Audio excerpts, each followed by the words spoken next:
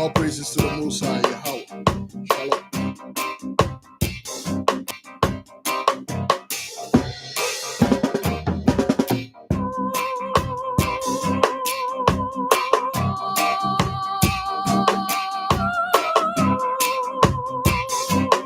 Shalom, brothers and sisters. Welcome. Thank you for joining us.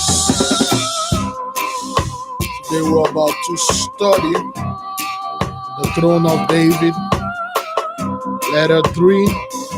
We're going to talk about the judges, Jonathan's might, and Saul's fate. How did Saul's messed up everything? Thank you, brothers. Welcome. Thank you for joining us. Please click the like button and enjoy the music.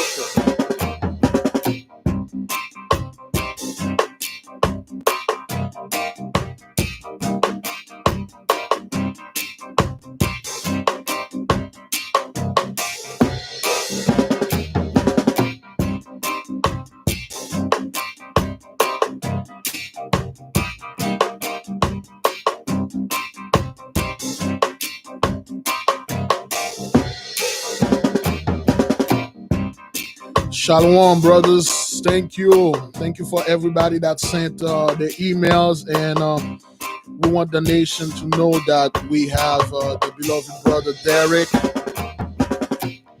He has, give me a second. You know, he recently had a stroke. We did pray for him. So now his mother had a massive amount of rash. And they took her to the hospital, and she has a fever. So, and all of this are like just a spiritual attack upon the brother. And the mother is fine, and then we're just going to pray for him as of tonight. Okay, I already prayed for him. I talked to the Most High, but we need the nation to pray for the brother. Okay, and yeah, to pray for the brother. Okay. So, brothers and sisters, thank you. Welcome. Thank you so much for being here. We are going to give it a little time for the other brothers to join us so we can talk about the Throne of David. And we're going to read letter 3 from the ambassador Arbaces to the king Belarus of Assyria. So Arbaces was a heathen. He was a quote-unquote a Gentiles that came into the Holy Land, a part of the Holy Land. And he met with Joab, and he met with Caleb the Wise. No, not Caleb the Wise. Caleb died 500 years ago during that time. Okay, he met with Jonathan, Joab, and Samuel. Okay, which he called Isamael, because he was Assyrian. Samuel was known all over. We'll understand why the Mosai cut off Saul. We understand what Saul did, how Saul was behaving, and we're going to read more of it. Then again, brothers, we know certain of you have other books that give other accounts. But this book, brothers, was published. Let me see. This book was published. I'm just going to go on a little over of what we learned. This book was published in,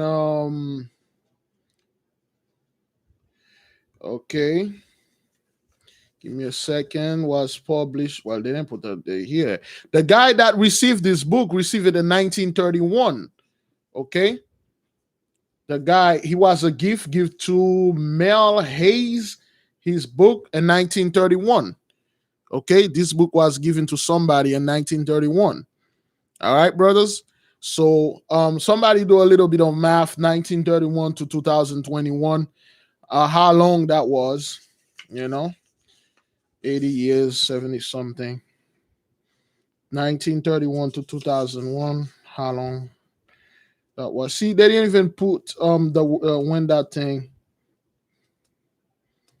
90 years. Is that what that is? Okay. All right.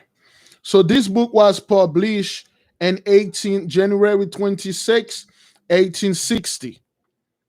Now to 1860 to 2019 to 2021. How long is that, brothers?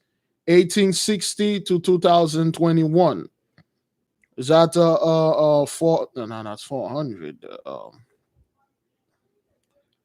It's 1860. That's like uh 260, 240, 215. What is it? This book was published in January 6, 1860, 5 years prior to the Civil War, whatever, 161 years old. So we got record that is 161 years old, and we have other books, brothers, that come after that. We understand like the oldest record are the purest. Okay, so a lot of those books that those guys are republishing, they take things out, they switch things, they add things, they take things out. Okay, brothers and sisters. So understand this. The this book cost us how much that book cost us. I don't even let me see. Let me look at the price that I bought this. I was let me see. Again, brothers, keep the beloved brother Derek Staten in your prayers. Okay, and tomorrow again we're going to pray for him. I already did pray because of his mother's and she has a COVID-19 like rash. Then we told our people how you can get rid of this thing. Okay, do the proper step. Again, if this person the heart of this person is not uncovered, the person is a adamant, the person is a true born Christian, they're still holding on to white Jesus, they don't want to let that go. That not only you sinning, you are breaking the law by tricking us praying for this person, and then the most are gonna get you. Okay, if you know a member of your family that a true Christian, you talk to them, they don't want to refuse, you cannot ask us to pray for this person. It won't work here. And you, if you do this, you are the one that's going to bear all the responsibility of the prayers, of the consequences, because the Most High going to get you, because Jeremiah 7:16, the Most High made it very, very clear that he doesn't want you to be bothering him with those people and pray for him, pray for them, because they rejecting him, he's rejecting them. Okay, understand that, brothers and sisters. Okay, if your family member love white Jesus, they love Christianity so much they don't want to let that go, that's it. There's nothing we can do about this. There's nothing we can do. Okay, all right. I'm trying to see how much this thing costs. uh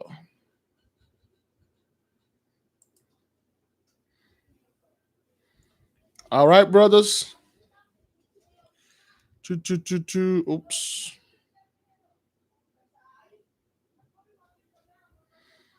mm, mm, I think it's in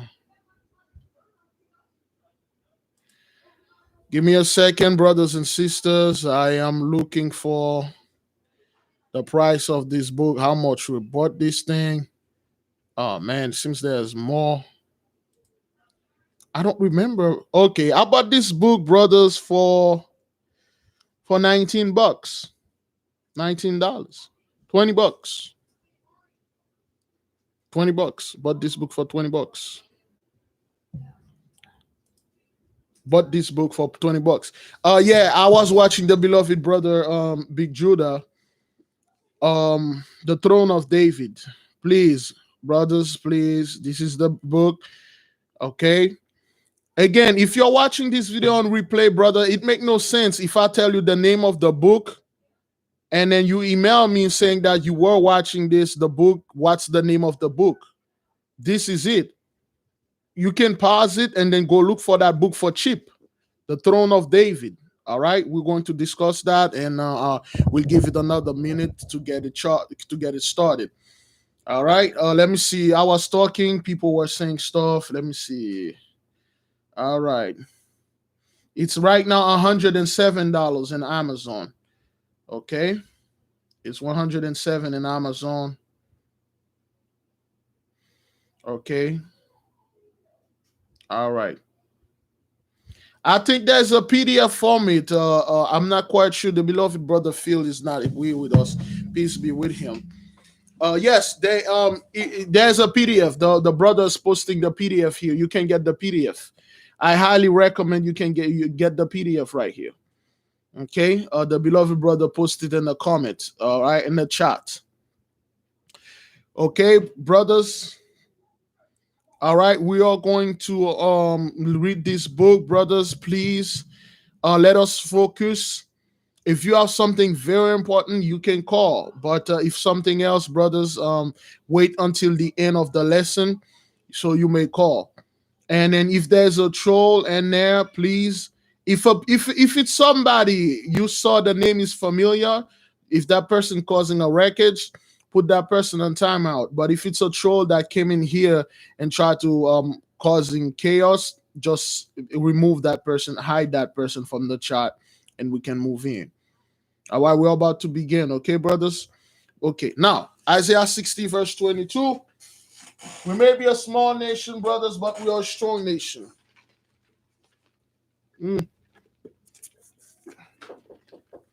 Yes. What is it? Can I get your keys, please, to get my towel at your car? The what? My towel. Thank you. Horrible, man. Gotta despise those paper straws. The moment they get wet, I don't know if you guys get them, but down there in Florida, we got a bunch of paper straws. I took the kids to the beach today because we live like 2 miles from the beach, and then I had to buy a bunch of food. You know. Yeah. So.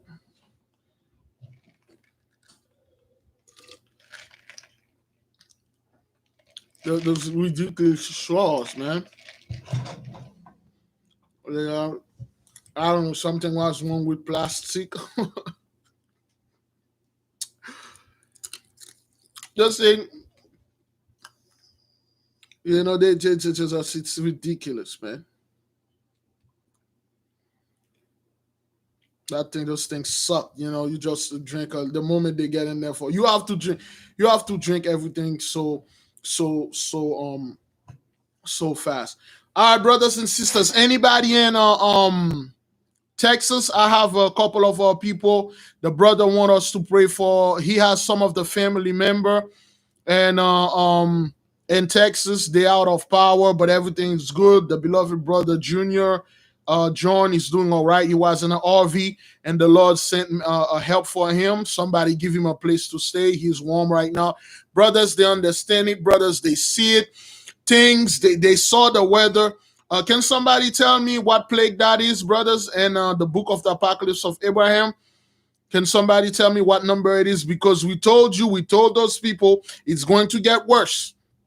You are ignoring who we are. You refuse to give the Father all praises and all glory. You refuse to give us reparation. You refuse to acknowledge us. You refuse to tell people what to do. And now you think this is a joke. You think what's happening in Texas right now, I see Dabu 7 losing his freaking mind. The people over there are losing their mind. Oh, it's the elite. This is weather controlling. The Gentiles ain't got no technology to control no weather.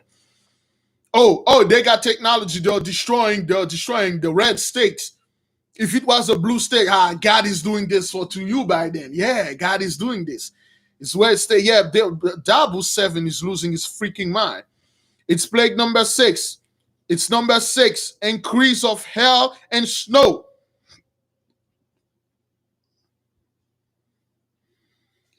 It's beautiful, brothers, when you have the Holy Spirit in the midst of you. Did you know the Holy Spirit never left you? She can't leave you. The moment you receive the gift of the Holy Spirit, she will never leave you. She's still here in the midst of us. Sometimes she can be strong. Sometimes she can be light. She just brought a little something on you. Yeah. It is good, brothers, when you have the gift of the Holy Spirit. When I said the gift, I'm not saying that. Please, brother, please don't email me about me saying, "Oh, you are doing this and all that nonsense." That's not what I mean. I mean, when you understand things through the eyes of the Father, you see them, you know it's His judgment, you laugh at those people, man.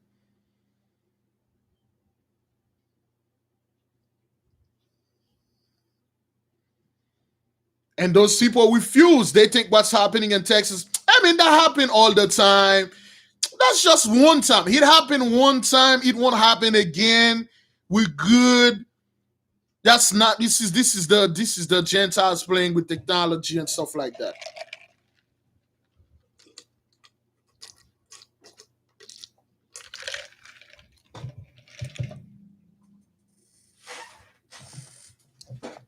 Yeah, those conspiracy theorists are losing their freaking mind.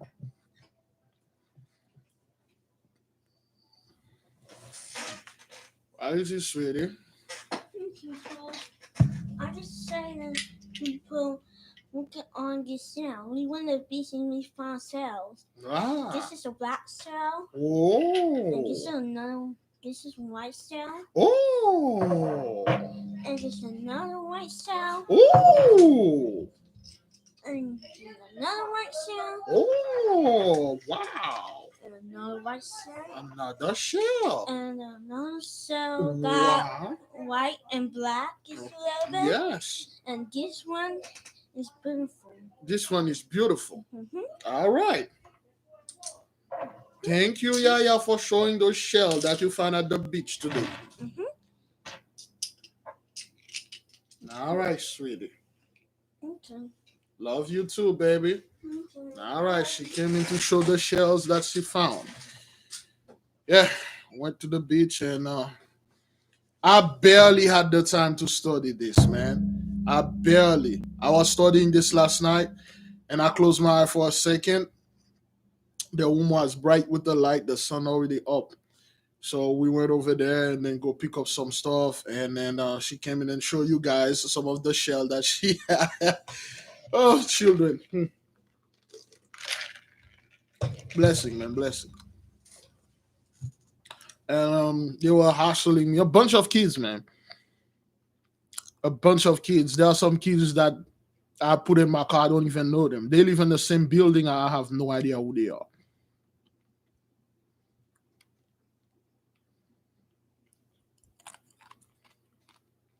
Yeah, a bunch of kids. I had to take them to the beach, and then they all want fast food, and I ended up spending someone like $50 and buying them food. No reimbursement. I had no idea who those kids are. They just live in the building, and my daughter go ahead and tell them daddy's going to the beach, and then next thing you know, my car was loaded with a bunch of kids. So now we're back, brothers. We are going to page 35, letter 3. So brothers and sisters, thank you for being here. All right, thank you. It is good for being here. Yeah, man. So for those of you, let's run to a little bit of things that happened. Oh, this is gonna be probably another 3 hours, brothers and sisters. I'll just let you folks know. For those of you that are going to work, it's probably going to be 3 hours, okay? Because there's a lot to discuss here.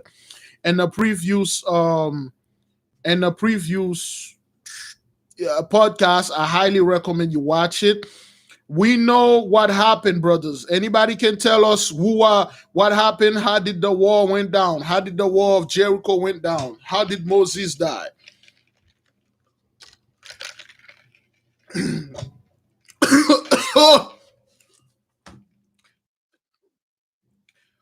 But demons, they want this word to come out.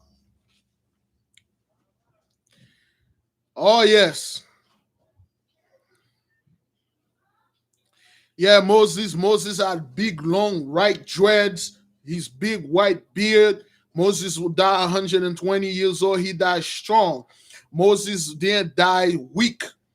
Okay. Okay. All right. I don't think people know what happened to the wall. Most of those people. All right. Okay, a lot of most of those people don't know what happened to the wall, how the wall got took down. All right, Moses was teleported to the top of the mountain. Thank you, Matt Dan. A few people know. A few people know what happened. That is why it's incredibly, brothers, you need to watch what happened, how the wall really went down, who brought the wall down. In the Bible, they said they screamed at the Jericho wall and the wall suddenly fell. And when you go to deeper, hey, you guys got everything out of the car? All right then. Okay, so all right. And then okay, so well, yeah, so you will be surprised of what happened, brothers. You'll be surprised of what happened, how that wall went down. Okay? The Most High always have the angel in the midst of us. They didn't mention that in the Bible, brothers. But in our record, in the record of the Caleb the Wise, he mentioned what happened, how that wall went down. Okay, that's not that. Yes, they shout with the voice, but when you go to the record, something else magnificent happened, brothers. Something else better happened. When you watch this, it's like, yo, this is a movie, man. You're like, man, the Most High is the grandeur of the Most High is great. How that wall went down, brothers, the energy beam that come out of that thing, that angel, what? Brothers, for those of you who know how that wall went down, beautiful. Watch the last podcast, okay? Moses got teleported on top of the mountain. The Most High took Moses, he buried Moses on a very specific place. Again, some of you read other books. We already said this. This book is 161 years old. The oldest have the purest record. This book was given to a fellow named Hayes in 1931. So this is the record that is in this book, brothers. All right. Yeah, the angel that Michael pull out a bazooka and shoot a missile in the in the wall and bring the wall down, man. Woo! Oh man, the way, man. Yeah, the Most High cry over Moses, Satan come in, fight for the body, trying to fight Raphael for the body of Moses. All this stuff going on. Again, like I said, some of you will read other story. Those are the purest, brothers. Those are the stories how they tell the truth first, and then after that they come back republishing, redoing them. Okay, yeah. Oh yeah, that freaking coward, that freaking kid, that king of Jericho, that coward plunged the sword in his heart. He killed himself in his bunker. For those of you who are wondering when those people are running to their bunkers, he screamed like a cat. You see, when you startle a cat, a bunch of cats, you startle them. That's how what happened. They scream like a bunch of cats and then they run around. And then he took his own sword, he plunged it in his heart, and he killed himself. Okay? What was the only house that stood still? All the city fell. Which house that stands still, brothers? Which house that stands still?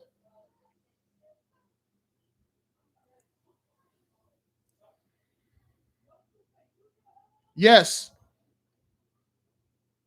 Yes. Rahab house or Rahab house stands still. She was an innkeeper woman, a poor woman, so to speak. She was an innkeeper and poor woman. All right?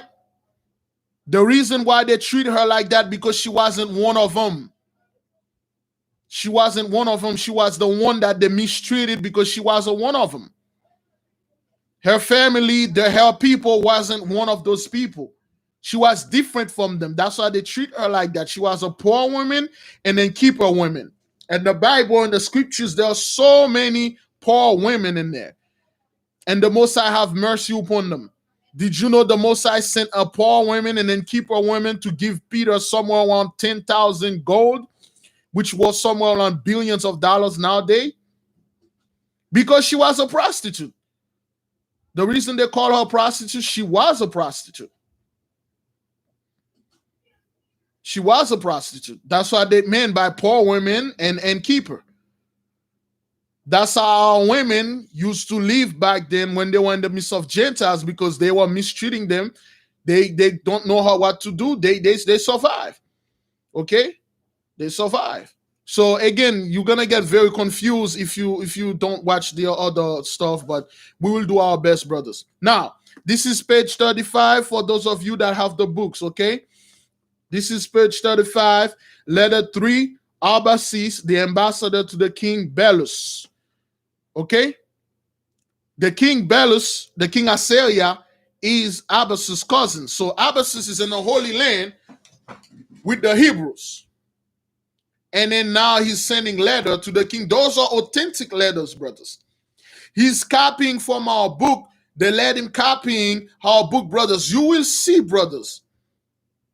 You will see how the Gentiles yearn, appreciate our record, how they want to be a part of the Most High, how they want to take the Most High and make the Most High their God.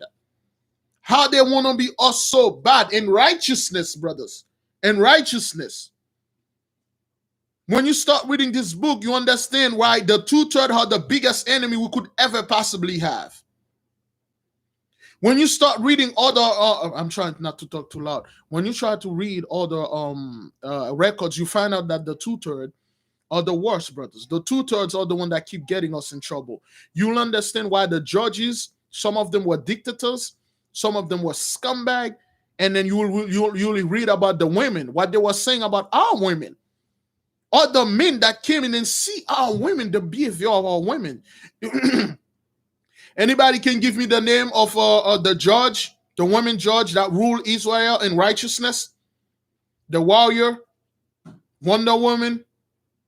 You know, because that's where they get our story. So this swagger jacked our stuff.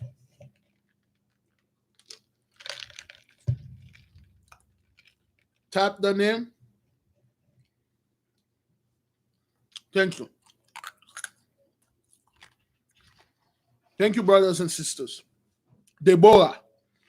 She was a judge. She was a fighter, a warrior. Our women didn't need to have to do this, but something happened, brothers. Sometimes the women has to step up because they get all the men and they underestimate our women. Let's move it. Your Majesty. This is the cousin writing to his king. Again, this is probably going to be another 3 hours. Your Majesty. In this letter, we learn what events befell me in my journey from Jericho to this place, and what transpired in my interview with the seer of the Hebrews. At those palace, I have been for the past 2 days a guest. The youth Israelitish prince Jonathan, who had been sent by his royal father to escort me from the province of the Jordan, was ready with his bodyguard of 200 Hebrew men at home early this morning. Now, the ambassador, Arbaces, is writing to the king. He said, the king, I've been in the palace with the Hebrew for like 2 days, man. A couple of 2 weeks. Is that what that is? For the past 2 days. They treat me like a king. They are good people. They told me about their God. Okay?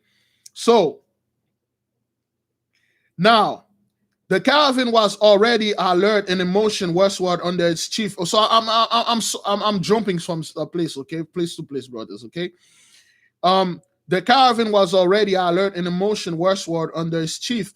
I lingered to receive a courteous farewell from the elders of the city, who expressed in parting with me their respect for Assyria and for your Majesty, and a desire of a friendship might cemented between the two kingdoms forever. This is how people used to deal. The class, the grandeur of our people, that's how we used to deal. When the Gentiles, the heathen, are about to leave, the elders of the city, they tell him, hey man, tell your king we're eager to meet him and we want to make a friendship with him forever. We want to learn each other's cultures, how your stuff working. We want to teach you about our God and then our laws and everything. We hope our friendship lasts forever. Come back and visit us again. Thank you. We don't even have elders in our community anymore, man. We don't have any of that, brothers. Honorable people, man. Our people used to be like very polite, very professional, okay? Warrior people. I warmly reciprocated this sentiment, for I assure your majesty that if we can maintain terms of amity, which means friendship, with these warlike people, they will afford the best safeguard and frontier westward for your kingdom in reference to Egypt and its ambitious fowl. The Gentiles say, my king, I highly advise you to make friendship with those people. Because if you do, them and their God going to protect your kingdom against those freaking Egyptians. That's the Assyrian writing to the king. Brothers, in this book, by the time we finish this letter, it will be very hard for you to understand these guys that was talking was the Gentiles. The way he was talking, brother. Which showed you the power, the influence our people had back then. All those things are coming back. They're gone now. The signal was now given to march, and the prince and I, side by side, rode forward. When they approached us from the gate of the city, a tall young warrior, Joab, who had assembled the 7,000 men to confront me when I had at the head of my retinue, I descended to the valley, the other side of the river. So Joab was one of the brothers. He was a tall young man. He was a kid, but he was very tall. And he was the one that came with 7,000 men. And, in the previous story, you know what happened. All right. The young man was on foot, but armed. And I was first beheld him. He was of a large frame for his youth, and wore his armor awkwardly, as it more of a herdsman, which he really was, than a warrior. But in his large expressive eye burned that resolution and courage of his soul, which is in the moment of danger had given him the undisputed leadership of the hastily gathered army which had met me beyond the Jordan. So Joab is a tall, bulky dude. He's a very tall, bulky. You know how people like 6-7 feet were considering normal size back then. He was like 6-7 feet tall. He was like a Shaquille O'Neal looking around teenager. He was pretty big. He wore his armor awkwardly, which means like the guy look at him and said, this guy's not a true soldier. He's a herdsman. Okay? Which that's what Joab was. But he said, don't let that fool you, man. Those guys can fight. He said, don't let that look fool you, man. That guy can fight. Okay? All right. I'm jumping to the fourth paragraph now. Okay? I will so let me see. Okay, Joab was talking to the prince Jonathan. Joab came in and told Jonathan, because Jonathan was a kid. He was like a little boy. But he was like he behaved like a man. Okay, so Joab came in. Joab was bigger. He came into to Jonathan. Jonathan was smaller. He said, "Jonathan's, hey man, I would like to fight in the king army and stuff like that." And Jonathan looked at him and said, "Man, I would glad to have you aboard, man. Hey, welcome aboard. Let's go to our father. Let's initiate you and stuff like that."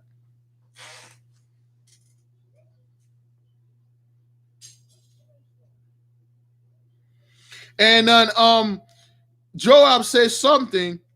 Okay, so Jonathan said, you do me much honor, my brave Joab," answered the ingenious prince modestly.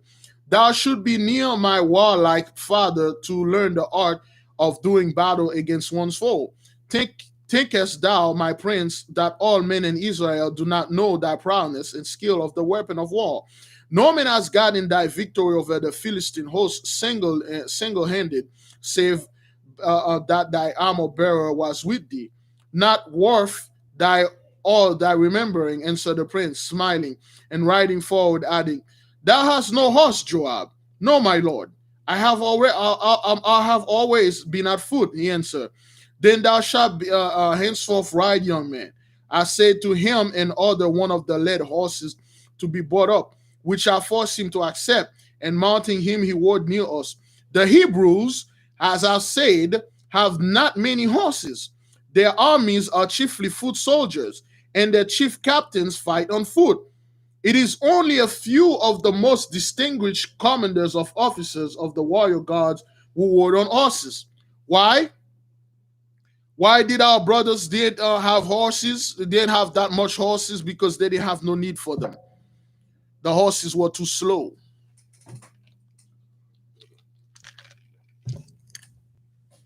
Anybody familiar with Naphtali? Anybody familiar with Naphtali?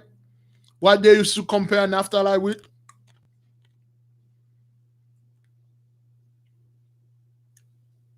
Anybody understand Naphtali? You'll understand why they didn't need no horses. You'll read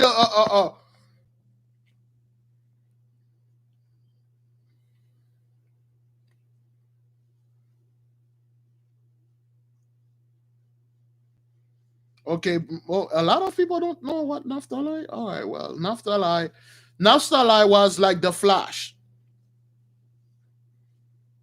Naphtali was like the Flash. Quicksilver. It can run very.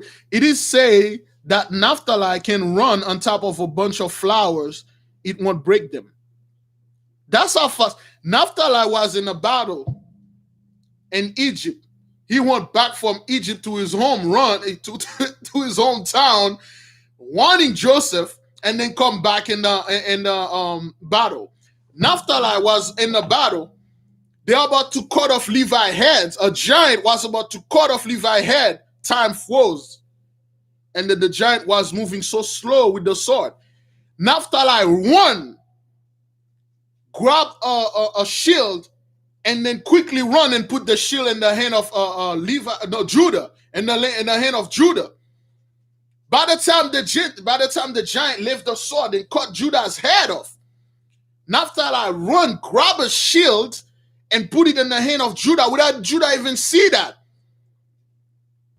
And then the giant hit Judah, and the shield hit Judah in the head, and then it hurt Judah really bad. Naphtali was so fast, man. That's our people. And you're going to see what happened when they said those guys didn't need no horses and stuff. They take horses and asses, although asses will cost way too much than a horse. That's why it was so difficult for YAHAWAH, Jesus Christ, to get an ass. YAHAWAH has to borrow a freaking ass, man. He didn't even have the money to afford a freaking ass. An ass was so expensive back then. Owning an ass back then was like owning a freaking Bentley. Asses were too expensive, man. You didn't have the money to buy a freaking ass back then. Asses were like Lamborghinis, man. You know how much an ass cost back then? YAHAWAH had to borrow a freaking ass, man. He has to borrow somebody's asses and then wood that ass to the village, man, to where the people get him, because they were too expensive. And our people used to ride ass all the time. Horses, they ain't got no.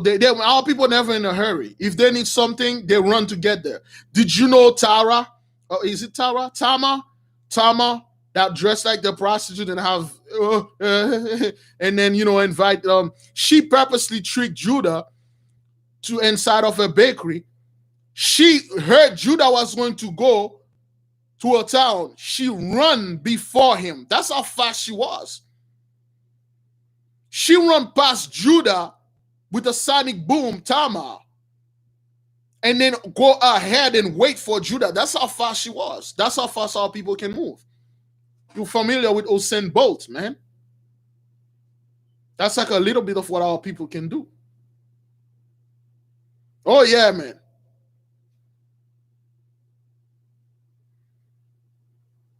Am I correct on YAHAWAH story about that ass? Because I remember he bowed that ass, man.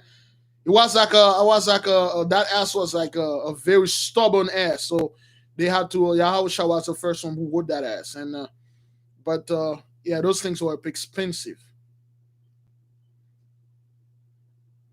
Yeah. All right. First, they were too fast. And second, they didn't have the need for horses. Why?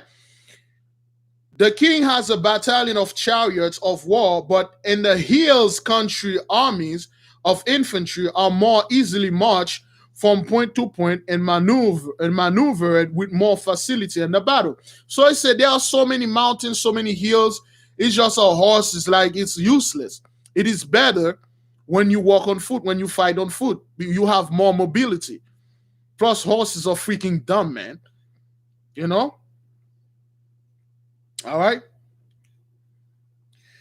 Even the hillside and rocks and cliffs were verdant with. Okay, so he's describing they were walking to go towards Samuel, Isamael. They know Samuel the prophet as Isamael. They were walking towards Samuel to know where Samuel at, and then they were walking. Okay, we'll give you the answer about those judges. Okay. All right. Yes, sister. After when we tell you to call, you may call. So he is walking and seeing the land, brothers. So he's describing the land. So as we cross the beautiful and fertile plain toward the hills, this is our land, brothers. I turned to take a last view of the valley of Jericho and its surrounding scenery. The beams of the rising sun were just lighting up its loftiest towers. The river flowed peacefully past far distant amid gardens and vineyards. You know how people drink a lot, you know? And above the dark mountains of Nebo, with the loftier shoulder of Pisgah, where Moses died, floated a group of purple clouds, their summits girdled by the sun's rays and into a blaze of glory. How peaceful and fair to look upon was all the scene. The valley waved with corn like an emerald sea, while in all parts of it, amid groups of palms and fig and pomegranate trees, were visible the walls of the pretty white villas and cottages of the dwellers in the valley of repose. Beautiful land, man. Our land was beautiful. Even the hillsides and rocks and cliffs were verdant with grapevines and hanging with gardens. Every foot of ground was cultivated, and plenty and peace, security and happiness seems to make their abode here. This is a Gentiles describing the land to his cousin, the king. This is Abbasis talking to the king, writing it. Say, man, this oh my king, I feel so much peaceful. The land is beautiful. The vineyards, you know how people drink a lot, brothers. Back then, you used to have a lot of guys drinking and riding their asses all over, and they will get lost because they don't know where they are going. So yeah, beautiful. He was riding the horse and then like, oh man, this is beautiful.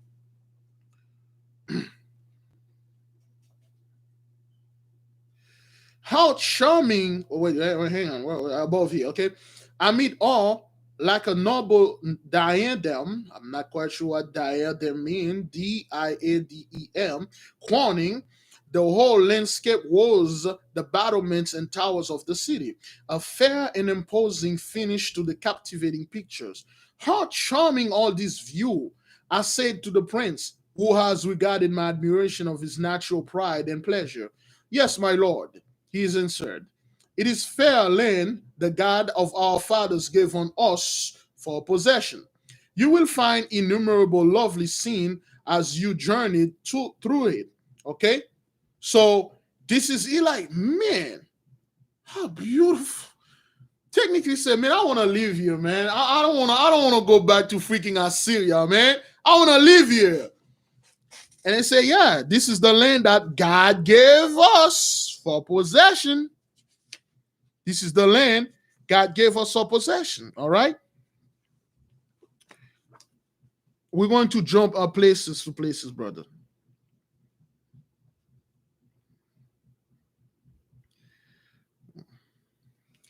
So he was talking Jonathan.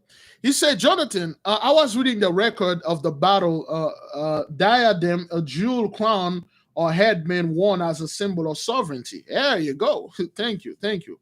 Thank you, Watsonos. Okay. And he was talking to Jonathan. He said, Jonathan, I was reading the story of the Battle of Jericho.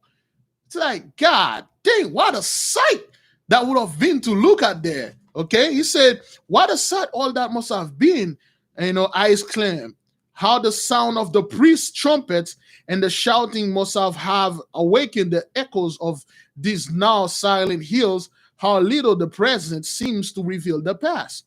It would seem that the echoes still should linger of those 3 million voices, he said. But all is changed. The Jericho of today is in another city altogether. The first was utterly destroyed by our father with fire. So I have read, I answer, in your sacred books and also in the Chronicles of Caleb the Good. Anybody can find this book, Chronicle of Caleb the Goods? He's copying all of this from Caleb, called Caleb the Wise, Caleb the Good. Apparently, we probably have another Caleb the Scumbag because they refer to him as Caleb the Good, the Wise. We have, most likely we have another Caleb. I believe I have it in my mind somewhere. Can somebody tell me if we can find this book? Because this is snippets of it, of the Chronicle of Caleb's.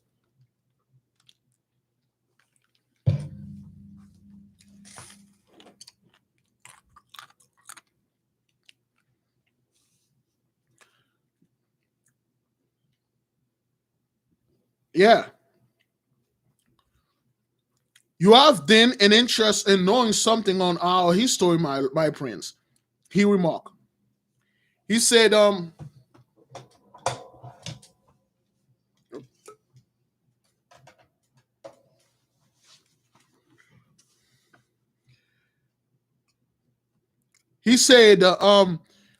you have then an interest in knowing something of our history, my lord prince, he remarked. I am deeply interested. I have with me copies of your book. So this is Jonathan talking to him. He said, "You have a deep interest in our history." He said, "Oh yeah, man. Hey man, I have copy of those books." He said, "I am deeply interested. I have with me copies of your sacred books and other parchments, which I shall carefully peruse, read and study. One feature in your history I cannot understand. How is it, I ask, that your nation, since the death of the venerable chief of Joshua, under whom it nearly completed the entire conquest of this land, has had no other great captain or leader? Am I told that your royal father is the first king, and yet it is more than 400 years since the death of the conqueror? For some reason, brothers, the Most High like to do things every 400 years. I don't know why. Every 400, 500 years, the Most High always trying to do something. Every 40 years, the number 4 is various, 70 years. Those things are.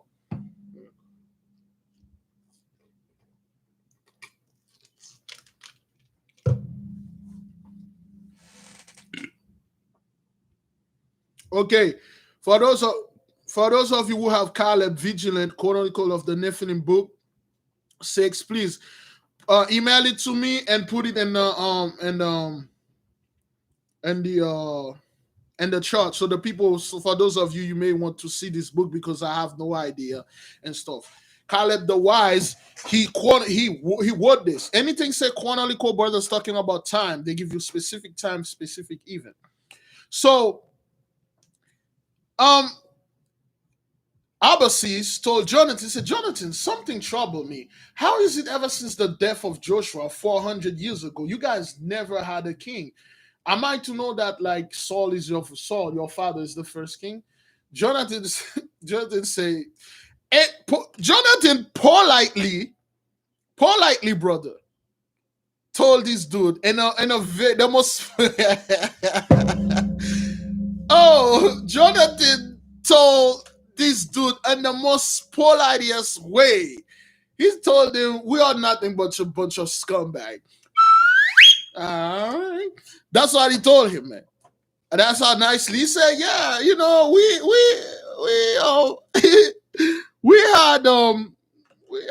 had kings. We had something like kings, but we were scumbags, What is it, Swedish? It's another white shell. A what? Another white shell. Another white shell? Mm-hmm. You got it? Yeah. Where is it? It's on the dresser. Okay. Go get it, yeah. I give Daddy a moment, okay? Daddy will see it. Okay. All right? Yeah. He said, man, how is it that this is like the first time? You know, Jonathan just like, he just calmly and politely tell him, hey, man, you see how peaceful our people were, but deeply we're a bunch of scumbags, you know? And then he said, the king said, we had by the time entering a defile, okay? Somebody define defile, okay? Defile. I believe that's like some type of place and stuff. Not defile has defiled somebody, okay? Okay. All right. The side of which hit the city of Jordan, which the valley and stuff like that. Okay. Yeah, and stuff like that. So they were working brothers. And then when he asked Jonathan about why this happened, and Jonathan was about to answer him, and then something happened. The prince was about to reply to my inquiry when a richly dressed Hebrew, people always dress well, man. When a richly dressed Hebrew mounted a large fine mule with a retinue of 7 or 8 foreign-looking servants. Pay attention, brothers. This is very, very important. This is more important to you Gentiles than it is to me. You can, anyway, I'm not going to spoil it. This is very important for you Gentiles watching in the background. Pay attention to this. The prince was about to reply to my inquiry when a richly dressed Hebrew mounted a large fine mule with a retinue of 7 or 8 foreign-looking servants drew near by a road leaning from a handsome stone villa and craved permission to join our company as he was traveling to Hebron. It was granted to him, and the prince who knew him, he imprisoned him to me as one of the chief architects of the kingdom, going to assist the king in planning his palace. So Jonathan was about to answer Abbasis about why the stuff like that happened. And then they get interrupted by a dude riding a mule with 6 or 7 quote-unquote servants. And then the dude say, hey man, well, y'all need, well, I said, he didn't say y'all Negroes. He said, you brothers are going to Hebron. And then Jonathan said, yes. Jonathan know him. He said, come, join us. He was one of the chief architect that was going to help Saul build his palace. And instantly, Abbasis the Assyrian, he instantly looked something, said something is not right with those 7, 8 people that he has with him. He said, of what nation are those slaves? I asked, struck with the dark saturnine countenance, glittering black eyes, and small stature of the architect's servants. For Hebrews, they could not be. He saw those dark skin, little slave monster look like people with dark eyes. He's like, wait, who are those people? Those cannot be Hebrews, because he been describing the Hebrews and then stuff like that. But he saw like 7 like people. They are black people too, but they are not Hebrews. He said those people could not be Hebrew. Who are those people? Man, wow. Oh, what are those things? He said, who are those people? And then Jonathan calmly answered, oh, he said, this Swati mean black. He said, this black man, answer Prince Jonathan, are descended from the ancient inhabitants of the land. Because, when they were describing our people, they're describing the same way as the inhabitants. Saturnine, okay? They describe them the same way, but they don't look the same. They got the same skin color, but they are very they look different. Okay. All right. Thank you for emailing me the book of Caleb. All right. Anybody that need this book, you may have to email me and then I'll forward it to you. Okay. So, and then Jonathan said, yeah, those swarthy men, answered Prince Jonathan, are descended from the ancient inhabitant of the land. Now, listen, brothers, listen, this is what happened. He said, I suppose they were all exterminated. I answered. He said, the Abbas said, I thought they were all dead. He said, no. He said, again, regarding the 8 servitors, being much struck with the looks of cunning and duplicity, which seemed to be a marked characteristic of the faces of all of them, looking like person not to be fully trusted and to be kept in subjection alone by fear. He said, the way I look at those guys, they look like people you don't want to trust. They look like people you're supposed to put their fears and put them in slavery and stuff like that and things like that, you know. And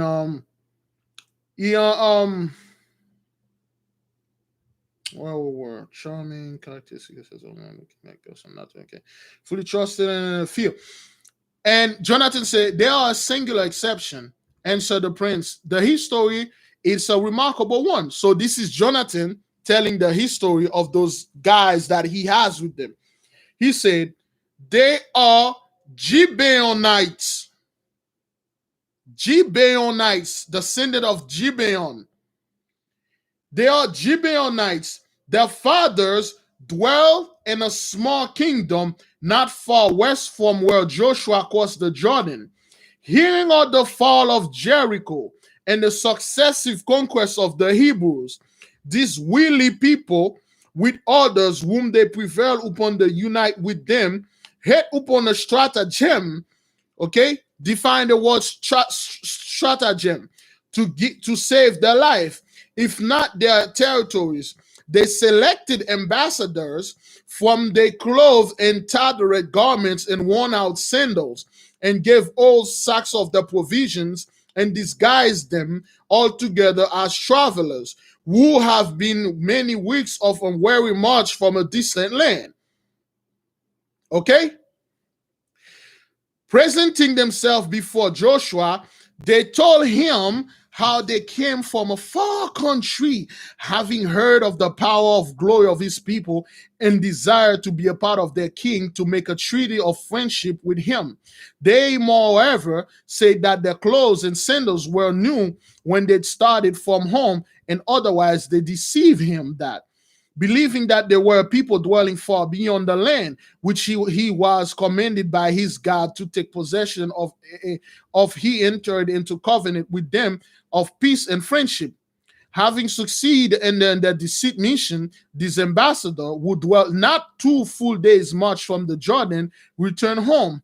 When at length Joshua, extending his conquest and destroying all the people of the land with the sword, as he went, come their country, and recognized the men, and knew that they were Canaanites of the land, and whom it was his duty to destroy, he was justly very angry at the deception they had practiced upon him.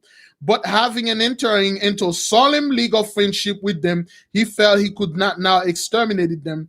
They humbly pleaded that in order to save their lives, they had been compelled to adopt the wily course which they had done. You see what they did there, brothers?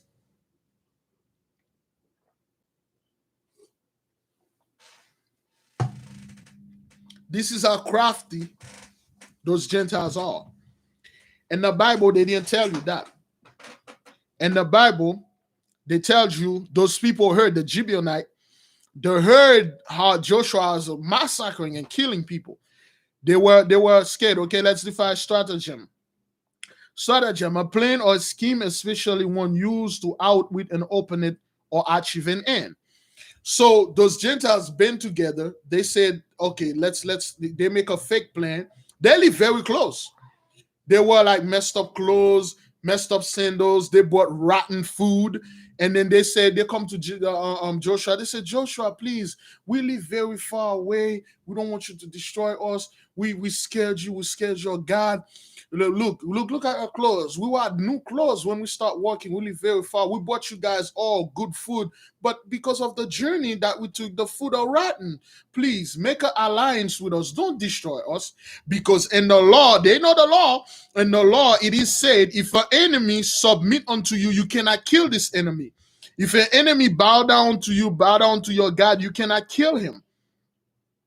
If this enemy offer peace, you have to give them peace. If you go to a battle, you go to the city, the first thing you do, you cry to the men in there, you tell them, hey, we are about to destroy the city. Come out with your hands up peacefully, and we will let you leave.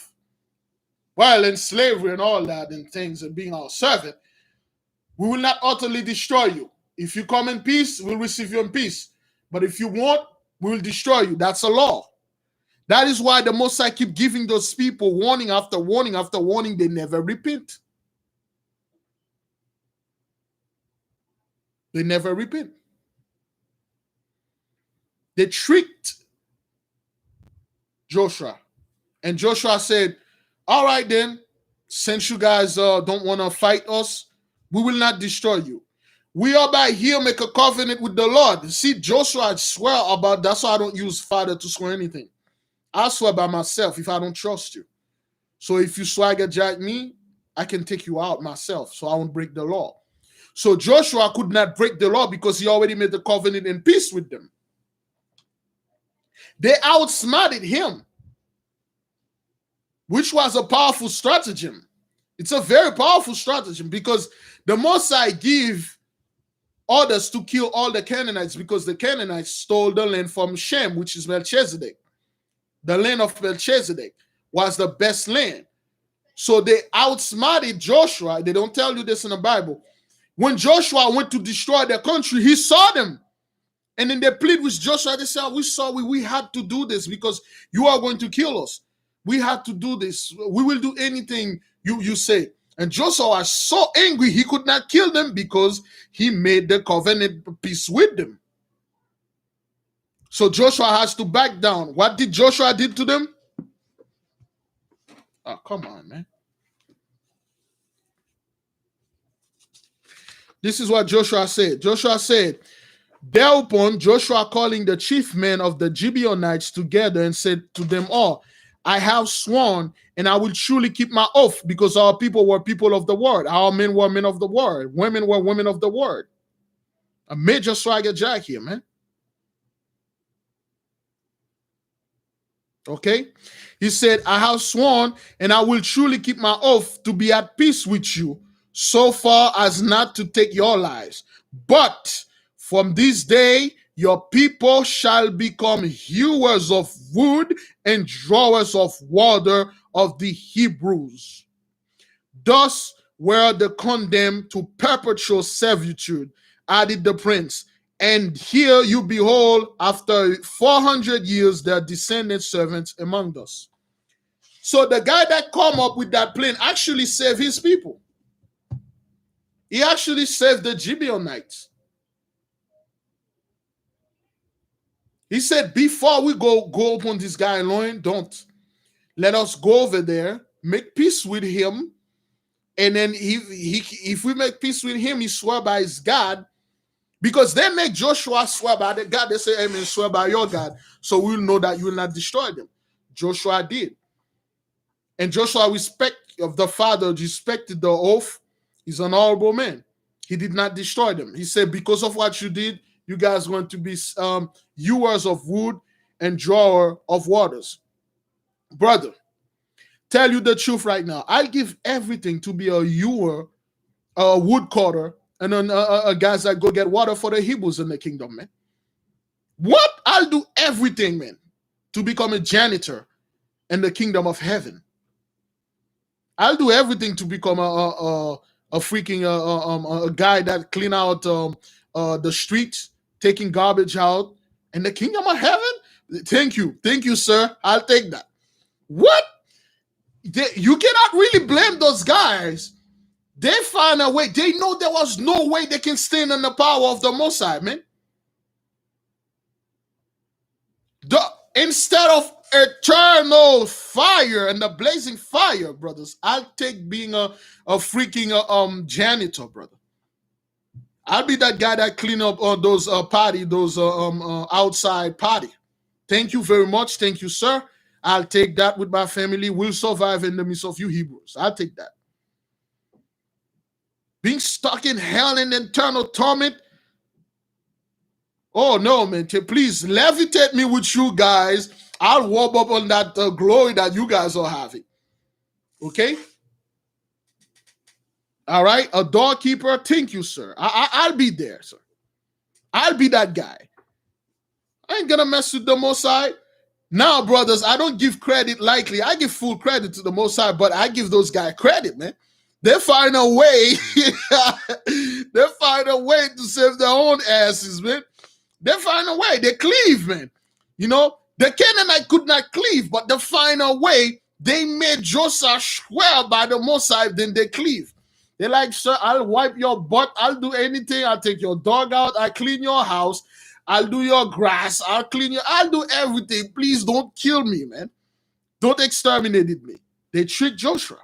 All right?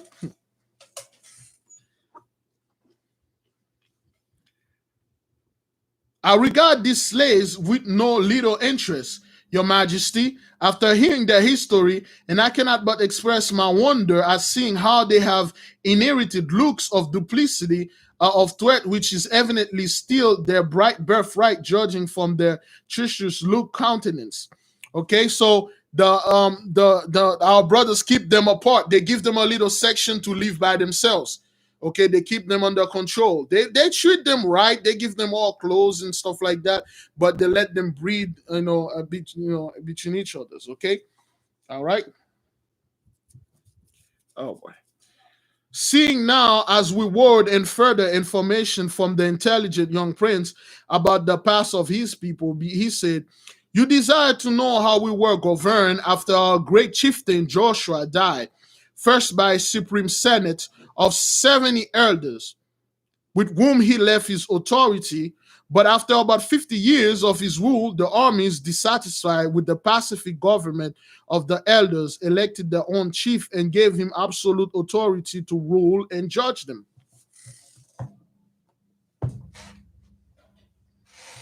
This is what happened. After Joshua died, he assembled 70 elders. He gave them authority to rule over the people. And the 70 elders, brothers, they were ruling over the people peacefully for 50 years. And then you got the goddamn two-third. You got the freaking two-third. 50 years with no war, man. 50 years with like going around and murdering people and commit all sort of atrocity. They get angry. I don't know about this, man. All those elders over here, those old ass Negroes, we don't want them here. Man, F them, we're gonna do our own stuff. Because they did not like 50 years in peace.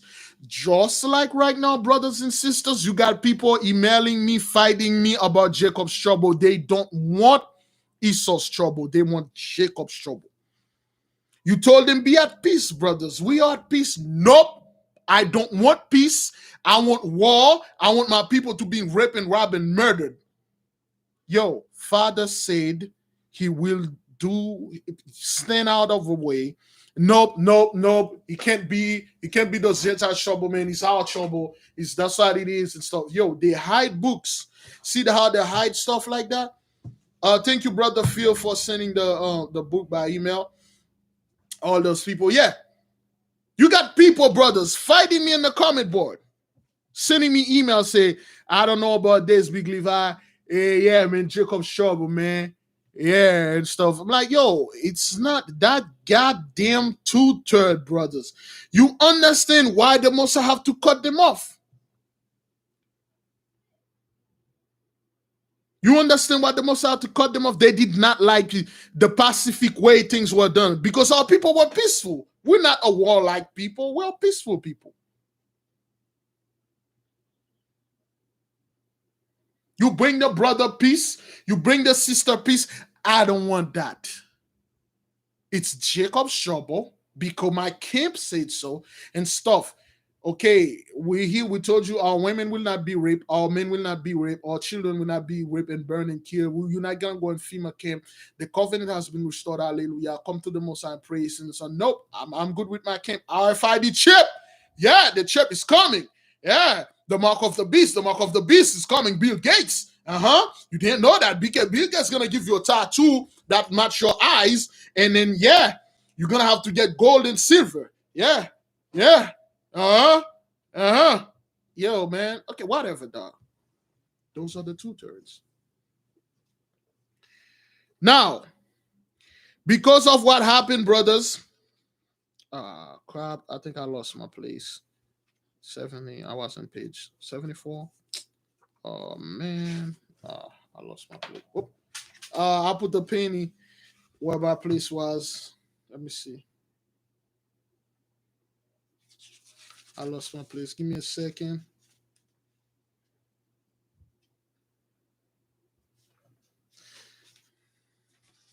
I lost the place.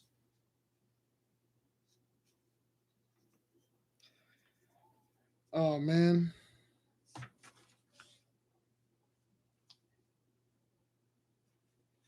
Okay, give me a second. There are so many things going on. Okay, now the 2/3, man. You understand why we have to get rid of those people, man. They are the worst, man. They are the one that always keep up bringing all the backwarded stuff. They will leave the camp and then they will hang out with the Gentiles. They see the Gentiles doing everything with animals or anything, and then they will bring it home. And then they're like, yo, you can't do this here, man. This is Israel. We're not going to accept this. Say, hey, man, this is my body. I can do. My body is mine. My oven is mine. I can let anybody eat in there. It's like, yo, you can't do this. This is against the law. You're going to get us in trouble. That's why, brothers, the Most High give authority to kill those people.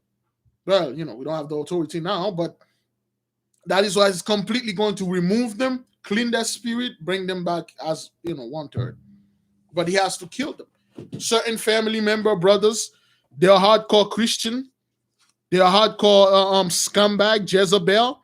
You leave them.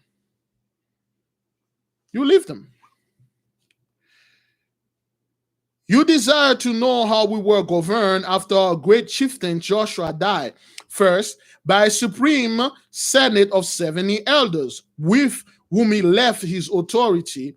But after about 50 years of this rule, the armies dissatisfied with the pacific government of the elders. They elect their own chief and give him absolute authority to rule and judge them. These judges were often military dictators, and their powers at length because as absolute as that of crown princes. There were even a heroic female Deborah in the line of our judges. From Othniel, the first judge, 12 judges have reigned with interval of this disaster and submission often to our foes. Down to the present generation, the last judge was the prophet Samuel, now living at Ramah, an aged seer and a servant of God. What those guys did, they elect their own people. They say after 70 elders, they elect a judge. Okay, they had 70 judges. The first judge was Othniel. The last judge was Samuel. And then can somebody give me Judges chapter 4 verse 1? Chapter 4 verse 1, 2, and 3.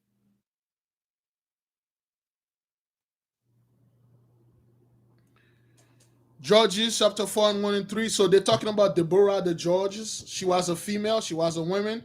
Her husband was Lapoff. Give me Deborah's husband name. Let me see if I have it here. I forgot the name. I think it's Lapdorf or Lap something. We're going to go into Deborah a little bit. 40.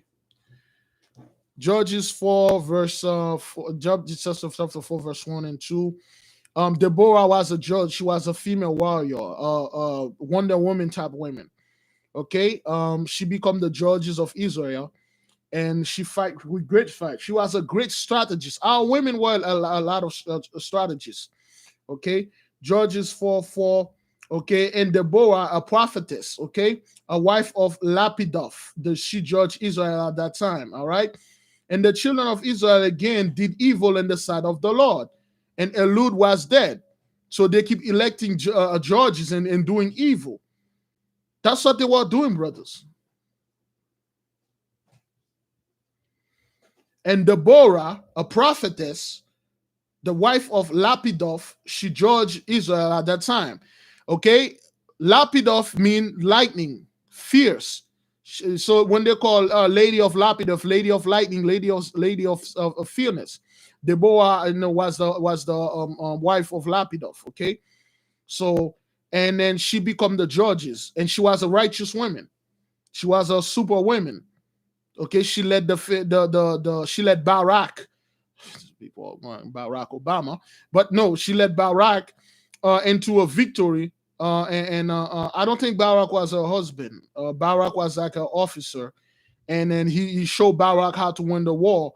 And then he talked to God. The God sent because our women are prophet too. It's just like the brothers. You're going to learn the women places in those books. You're going to learn why the camp was swagger jacked, and then they brought a bunch of stuff about our women, how our women supposed to be shut the hell up, stay in the back, how they're going to be ripped, how they're going to be bed winch. The camp got swagger jacked. Originally, the camp wasn't all about that, brothers. You see, originally, how our women used to live with our men. You see, naturally, women don't want to do anything with men like stuff. That's like telling a woman, oh, okay, for now on to, just be standing up like a man. Try to grab your hoven and do it like men. They have no interest in doing things like men. It's only if there's no men there, they will do some manly stuff, which they had to do. But women really don't care about like what men are doing, or they want to swagger jack men and take your job. They really don't want to.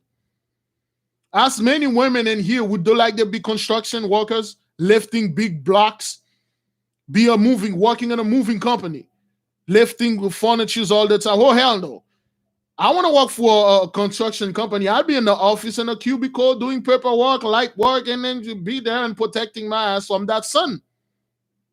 Women has no interest of going out there and then do heavy work, lifting things and stuff. It's not in their nature. They don't care about that. But if they have to do it, brothers, if they have to do it to feed their family, they will do it. But it's not something they see men doing like, okay, I got to do this to show you men that I can do this. Oh, hell no. Women not going to stay in the sun baking in there just so they can provide for their family, walking the earth. No, they won't do that, man. But if they have to, they'll do it. Women take pride in things like that. Like, man, I just walk up like 12 hours in the sun. That's how we men do. I feel good. Women were like, oh my God, I'm going to die. I've been in that freaking sun for 4 hours.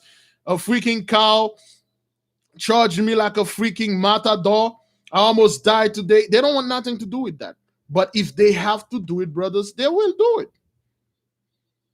And it's just to show you, women, they never really have like an envy of being king, or an envy of like, oh, let me step up and go ahead and lead Israel.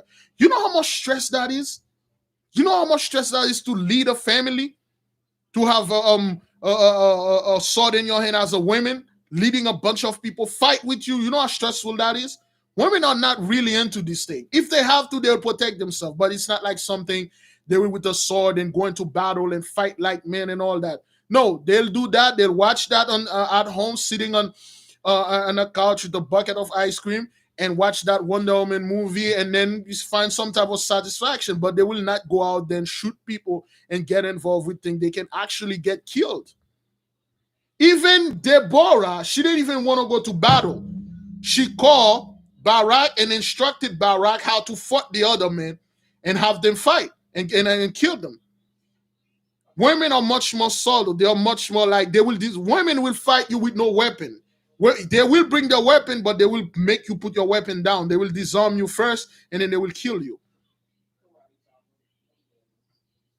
But if they have to, they'll do it. But now what they do, brother, the enemy put our women in a position that they think they are men. They put them in a position, they always raise them above the men to make them feel like they are more better than men because they put them in high position. When age go down, those women don't know what to do. They never been with men. They don't know what to do. And then the position gets stressful. That's why a lot of them are committed suicide right now. They don't know how to deal with that. It's all cute when you're working on a high-paying job, you inside and safe, and nothing happened. You're just doing some paperwork and stuff, and then fighting with the other women. Did you know women never get they never get along with other women in the same workplace? Something that I see all the time. They never get along. We'll find women get along with men. They will not get along with another woman in the same workplace. They'll tear each other apart. She thinks she's better than me, Big Levi. I've been here before. That horse coming over there and stuff like, no. If women have to find to do like heavy stuff like that, they'll do it. If they have to, they'll do it. But no women want to wake up one morning and say, you know what? I want to be a boxer to provide for my family. I want to get hit in the face all the time, lifting big things and stuff. Oh, hell no. That woman will look out, I want a boxer as a husband so he can go out there, hit himself, and then bring me all those millions of dollars so I can go around and do whatever the hell I want. Okay? So, yeah. Now, Deborah from Ontiel, okay, the last judge was Samuel. Samuel was the last judge. Okay? Will you explain to me, my prince? I said, how a judge of Israel with absolute power and a king can both exist in the land at the same time. Samuel the seer continued to govern our nation with almost imperial authority. He kindly answered, as a prophet, he held over the people, okay, undisputed sway and commanding influences.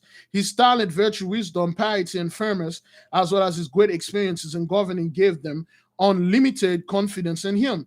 But at length, though the weight of years, he transferred his powers to his two sons. You know, those two scumbags. Samuel's two scumbag son, put that name in there, which I'm one of them. These men were deficient in great quality, okay, of their fathers, and unable to bear longer their inefficient rule, which was felt more keenly inasmuch as we are at war with the Philistines and require an energetic head. They waited on the prophet in great body and demanded a king to be placed over them. The scumbag sons of Samuel, the one that was doing all the scumbaggeries, they couldn't rule. All they want to do is party and then go to the visiting bakeries and left and right. They are scum. The other one were asking, man, I don't want to do this thing, man. Gang, Negro, man, gang, man. What's going get a king to do your thing, man? I want to party and stuff. Scumbag. The prophet at first refused to hear them, for he was still the actual statesman and counselor of the nation, guiding his weakness son. So now, you know what happened? Because of the whole weakening, so Samuel become old, man. So he has to place his son so they can do the stuff. But all they want to do is visiting bakeries, go left and right, partying, drinking, hang out with the enemy. They could not rule. So, and they come up upon Samuel with a bunch of people. They say, man, we're not going to rule. You need a king to rule us. And then they complain to Samuel. They were clamoring and then stuff. They threatened to kill Samuel. And you know the story. Samuel had to call the Mosai. The Mosai was pissed off. And the Mosai said, you know what? Forget about it. Give them a king. Damn it. And the Mosai anger, Mosai chose Saul. Saul wasn't ready. The Mosai chose Saul. And he said, give them Saul. I don't care. Those people are making me angry. And then Samuel chose Saul. I anointed Saul to be the king. Okay? All right, let me see. My father, Saul was Joshua, Jonathan's father. My father was my father was then crowned with great rejoicing and prepared to consolidate his throne. But the Philistines, a warlike and fierce people of the west, whose country lies on the border of the great sea, and who have not ceased since the days of Joshua to dispute our possession in this land, and our fathers declare war against the newly crowned monarch. Okay, all right. So the Philistine, they come straight to war with Saul. Here the prince sighed and looked sad. Here the prince sighed and looked sad and thoughtful. Perceiving that something painful was upon his mind, I went in silence, for I recollect what had been told to me at Jericho of the gloom which had settled upon the mind of King Saul, and that for being a wise and magnanimous prince, he had become cruel, unjust, and revengeful, and sought even the lives of his best friend. So Jonathan was telling the story how Saul became king, and then he got very sad. He says Saul messed up. Let's sanctify the fast, brothers. It's 10 o'clock. 10 o'clock. Okay. Let's sanctify the fast. All right. We are calling upon Abedel, the great witness, to come and sanctify and certify the fast. May the Most High look upon it with favor. May he look upon it with respect and give us that great deliverance. Thank you. Today, the sun is down. Day 16 is down. Tomorrow, when the sun rises, day 17. 1, 2, 3, 4. All praises to the Most High YAHAWAH, brothers. All praises to the Most High. May the King reign forever. All praises. Day 17 is coming. Once the sun up, day 17.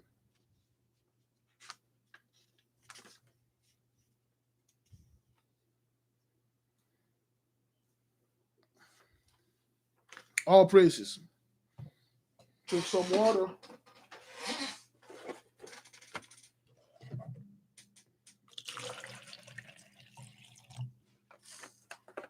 All praises to the Most High, brothers. All praises. Yes.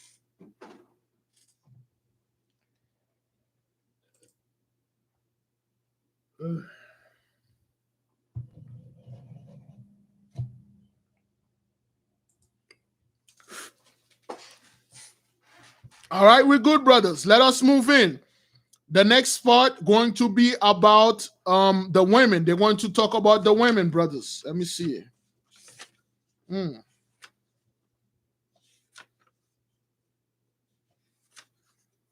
Oh boy, I'm gonna have to do this very fast. The women.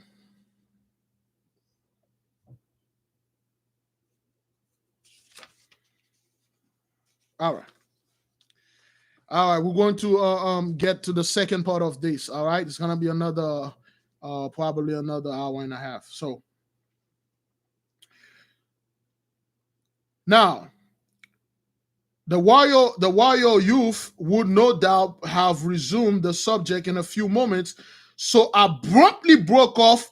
But at this instant, brothers, at this instant, there is a man came bounding with the speed of a wolf down a narrow defile between two hills. Can somebody tell me the top speed of a wolf? Can somebody give you a quick research? That's top speed of a wolf. That's what our people didn't need. They didn't need horses. When they were riding like that, all of a sudden the dude come out of nowhere, running like a freaking wolf, so fast. Okay,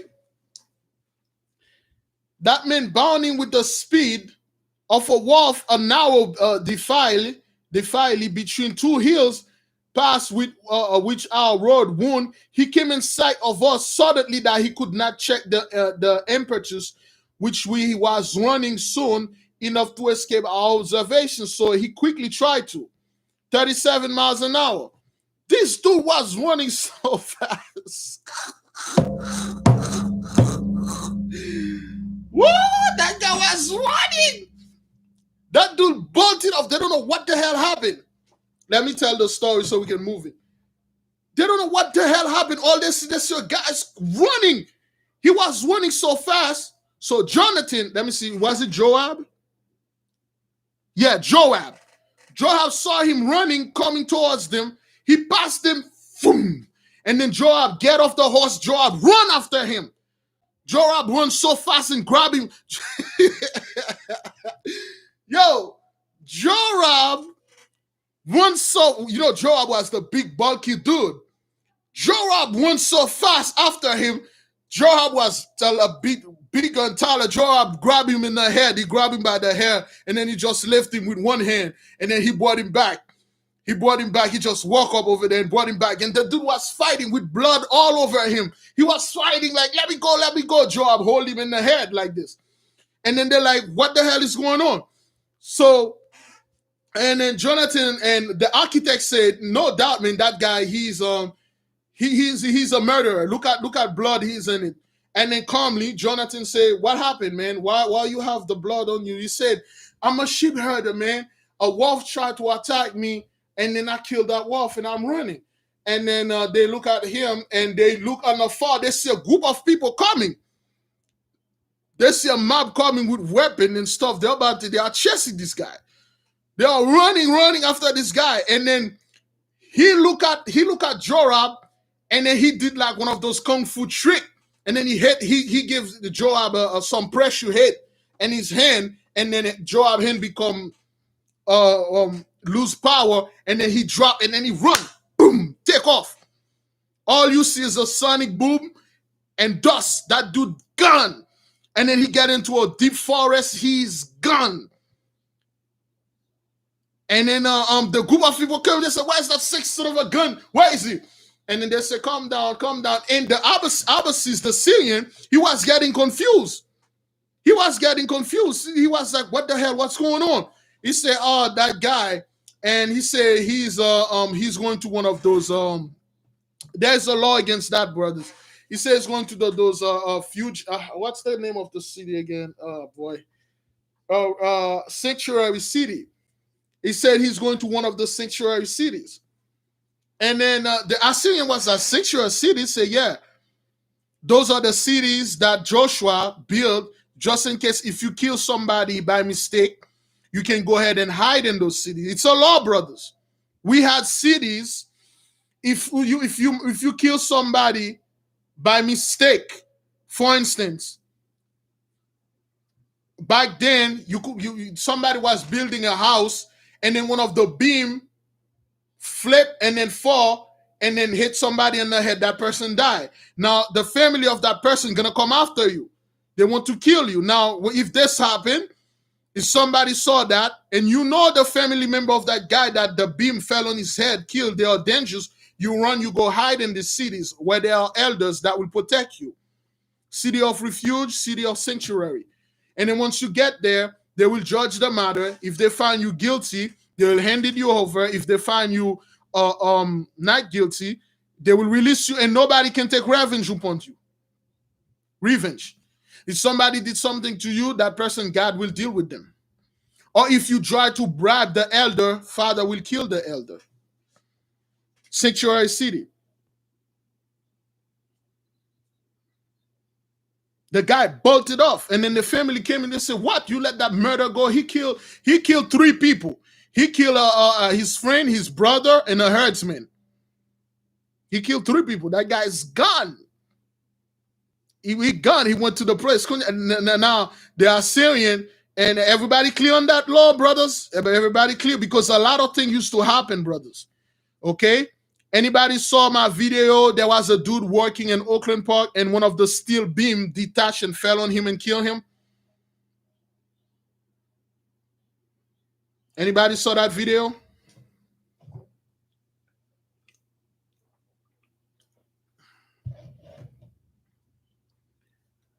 So if it was back then, the owner company had to go somewhere and then wait there, because they would say he did that on purpose.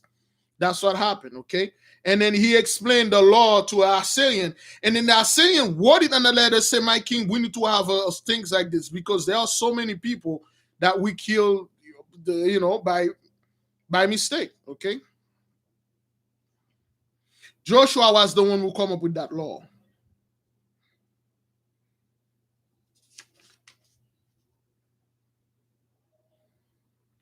All right?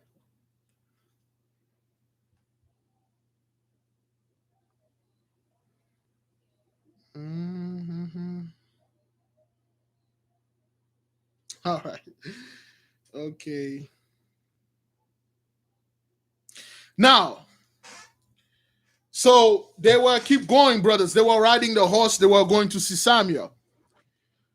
So while they were going to see Samuel, and Joab, the big bulky dude, he's a kid though. Let me see. Hills where dwell valleys and romantic confusion seeming with life and rich with culture. The name of several places were known to me. They were like the well founded personal intelligence. All right. Okay, so the hills and rocks dwells valleys and romantic confusion, all timely with life and rich with culture, met the view. The names of several places were made known to me by the Hebrew architect, whom I found a person of intelligence. So the Hebrew architects, taught him a bunch of things he didn't know. Okay, but again, our people. So while he was there, at once at the castle which we came to, the captain therefore appeared at the gate and offered us hospitality, but we declined the courtesy, preferring to dine in our own tent in the road. He, however, detained the prince 2 hours in some office affairs, while I walked slowly forward, attended by Joab, the bulky dude, the young soldier of the Jordan. This young man I found had an imperious will and was rude in speech, as brave in heart. He seemed to regard me, however, with partiality and be ready to communicate any information in his gift as we would. And he said, can anybody tell me what type of guy Joab was? He was rude in speech. He said, he and it was rude in speech as brave in heart. Joab was, anybody can tell me what that means? Rude in speech, when somebody's rude in speech. Anybody know that?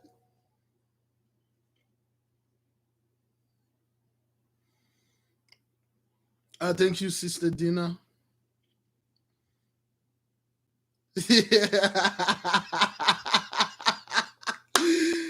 Second Corinthians 1:11 but though I rude in speech, yet not in knowledge. But we have been thoroughly made manifest among y'all. Yeah, Joab was that one nigga, man. Joab was that. Joab didn't mess with people, man. Joab tell this dude, like he said, yo, I don't like you and you don't like me, okay? I don't like you a lot, like that much. You look like this dude and stuff. Oh, Joab was not too nice. Let's leave it like this, brothers. Brother Joab was not too nice, and he's very intelligent. The guy say he's so intelligent, but he's a brother. Define the word imperious. Imperious. Imperious. Imperious. Joab is that Negro that he was a straight up dude. He tell it you right there in your face. Sometimes, brother, the beloved brother earlier, he'll have to tell you straight to your face, man. The brother have to tell you straight to your face because, some of you people won't get it, man. Yeah, the beloved brother, all the apostle, YAHAWAH, they were straight dude. They tell you straight to your face, man. Yeah, man. Joab was that dude that tell you straight up. Remember, brothers, the Assyrian is speaking to Joab. The Assyrian is speaking Chaldaic. Our people are speaking Chaldaic to him. Okay? Imperious definition marked by arrogant assurance, domineering, befitting of characteristic of one eminent rank of our 10 commanding dominant. So Joab was speaking Joab was speaking with a pride, like he speak bigger than life, but he would tell you straight to your face. He said, damn, man, that guy, he's very rude, but he's very intelligent. Joab is that straight up Negro. I would use the proper word, but I'm not Joab.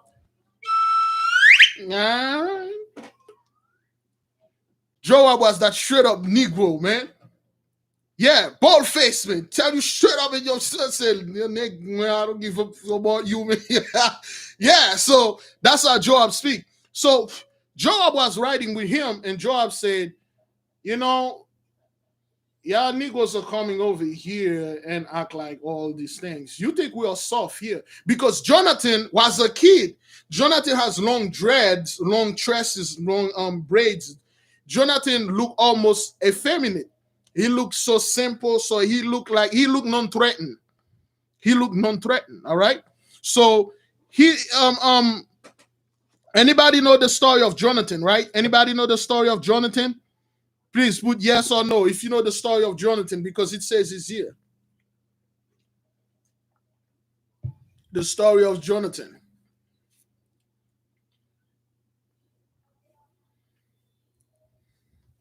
So how many people know about the story of Jonathan? All right. Brother Larry is good. Okay. Tyrone is good. The story of Jonathan, what Jonathan did. Okay. Not really. No. Some people know. Some people don't know. No. All right. For the sake of this video, we'll tell the story what Jonathan did. All right. Most people don't know. All right. Most people don't know what Jonathan did. All right. So, Joab say, "Hey, man, you look at this Negro over here, man, and he say, I see that thou thinkest highly of the king's son, Prince Jonathan, thou mayest Lord of Ashur, young and fair, as he appears, he has a lion's heart. His eyes, which seems as soft as a woman's, can blaze with the light of battle. To see him in his blue broidery tunic and golden armor, with the plume and his silky bonnet, one would fancy he were only a fair day prince, who loved rather to hear the voices of singing women than the trumpet call of war. What has he achieved in arms, my friend? I ask, seeing that he wishes to talk about his prince." So Joab was like, "Hey, man, don't think like you see Jonathan's look like a pretty boy that don't think he always all about women and drinking and stuff like that. He may look like one of those soft dude. He's not soft. He got a lion's heart." So Joab want to tell the stuff like what Jonathan did. So the Assyrian say, "Okay, well, tell me what he did then," and then Joab proceed. "I will give thee, my lord, one instance of our warrior prince's brave deeds. When the last foray of the Philistine was made into our land, the king went out to meet them and laid siege to a garrison where they were fortified. They could not all, however, be dislodged, for want the proper war engines and arm. Weary of the delay, the young prince called his armor bearer, the bearded man whom you see riding there by that man at arms behind us, and he said, 'Come, let us go and see this Philistine. Peradventure we may find a weak point where there may be attack.' So, going secretly out of the camp at the close of the day, they descend through the defile, and come before the garrison, finding that there were no way by which the army of the king his father could get up to it, but only here and there a place where one man could put his foot. He called out the Philistine and said, 'Come forth and let us fight our battle in open field. In the name of the Lord, we will destroy your host.' Then the Philistine captain, coming to the top of the rock, called the prince Jonathan to come out and take the garrison, as he seemed bold." So what happened? Jonathan was getting impatient. He picked up his armor bearer and said, "Look, let's go meet. This is how our brothers used to be, man." He said, "Look, I'm tired of this ish, man. Let's go meet this Philistine in battle." He and his armor bearer went and met the Philistine by himself, brother, the whole army. And then he went to the top of a rock, and then he called the Philistine out while those guys, it was at night though, while those guys were like eating and stuff. He called them out. He called them like, "Yo, mother lovers, man, come out, fight me, I will destroy you." And then when they turned, there were like two guys. And there were like hundreds of thousands of them, of Philistine. And then they're like, "Well, this guy want to die." They say, "All right, well then come. You want to fight us, come." And Jonathan leaped, brothers. like a Jedi. He leaped like the hawk with his armor bearer. And then he fell in the middle of them, brothers, and then massacred them, man. He massacred the whole 100,000 by himself. Him and his armor bearer start to kicking ass and taking name. He was killing them so much, brothers, that the cry of the soldier reached the camp of the father. They could hear the battle cry. When Saul woke up, Saul was like, what the hell is going on? So when they saw Luke, they could not see Jonathan. They could not see his armor bearer. Then Saul said, he's in the battle. And then when they arrived, brother, they see Jonathan massacring those Philistines or running. He killed in one blow, brother. He killed 20 men in one sweep. And he started killing brothers. He started killing people, killing those guys, those two. You know, the armor bearer, he's the one that bear the shield. And then he protect the fighter. I don't know how they used to do it. Jonathan started killing people, man. Brother, they spent all night until the morning when the sun rises, brothers. They still are killing men, man. They still are killing men. They're still killing people, man. Saul, the whole army, they are killing people in the battle, man. Killing the Philistine, man. That's on the power war with them. Okay? Yeah, powerful, man.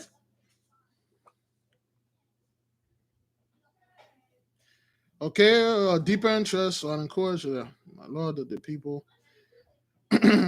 Mountains are there, while the rocks. Yeah. All right. Yeah. What? Jonathan, just a pretty boy dude, they massacre, kill like thousands of dudes. The sun rise. They're still killing people, man. David fought like that too. The battles used to last for days, man. They're killing people. Most of us barely, not even most of us, I barely can run a quarter of a mile. I can fight, but I cannot fight all day, all night, man.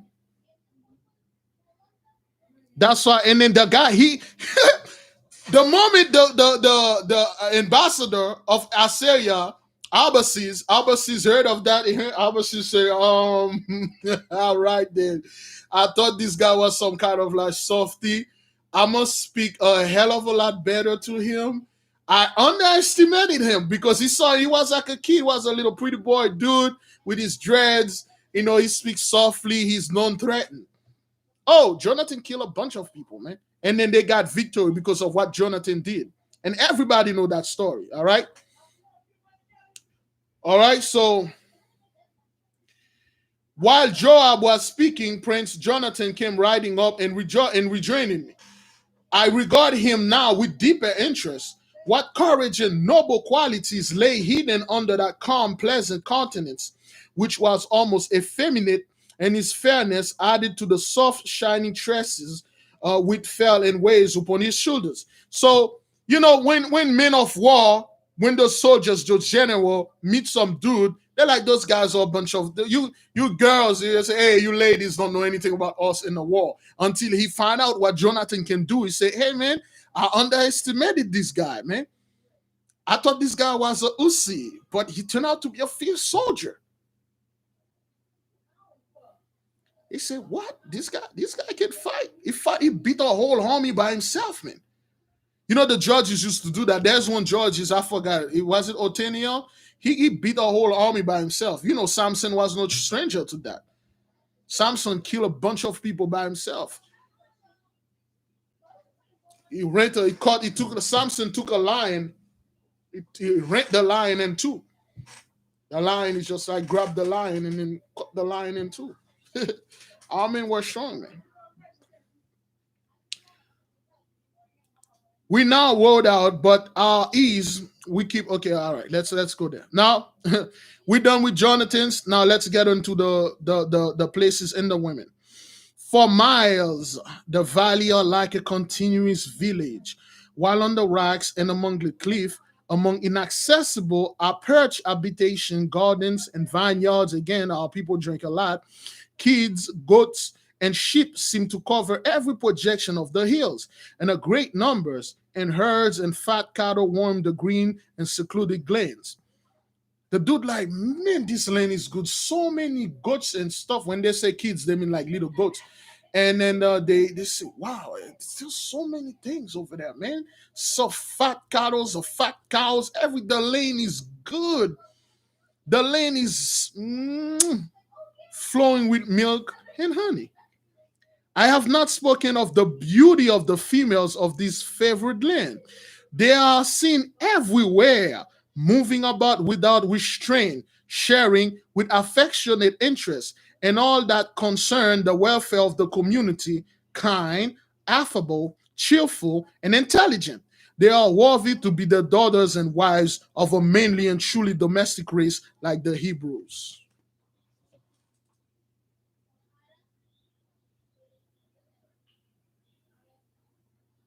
This is this men describing our women.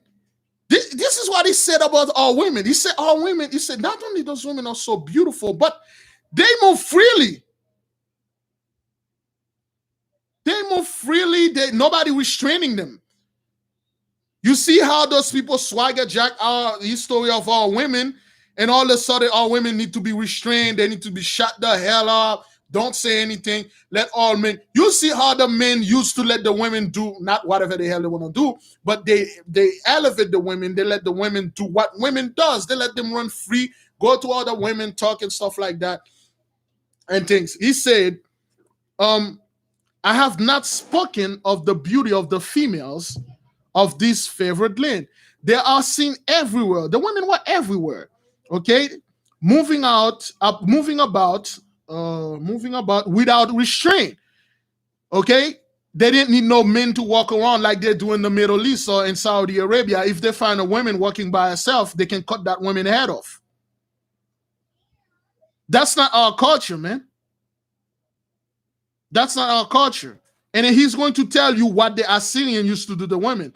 Okay, restraint, sharing with affectionate interest, and all that concern the welfare of the community.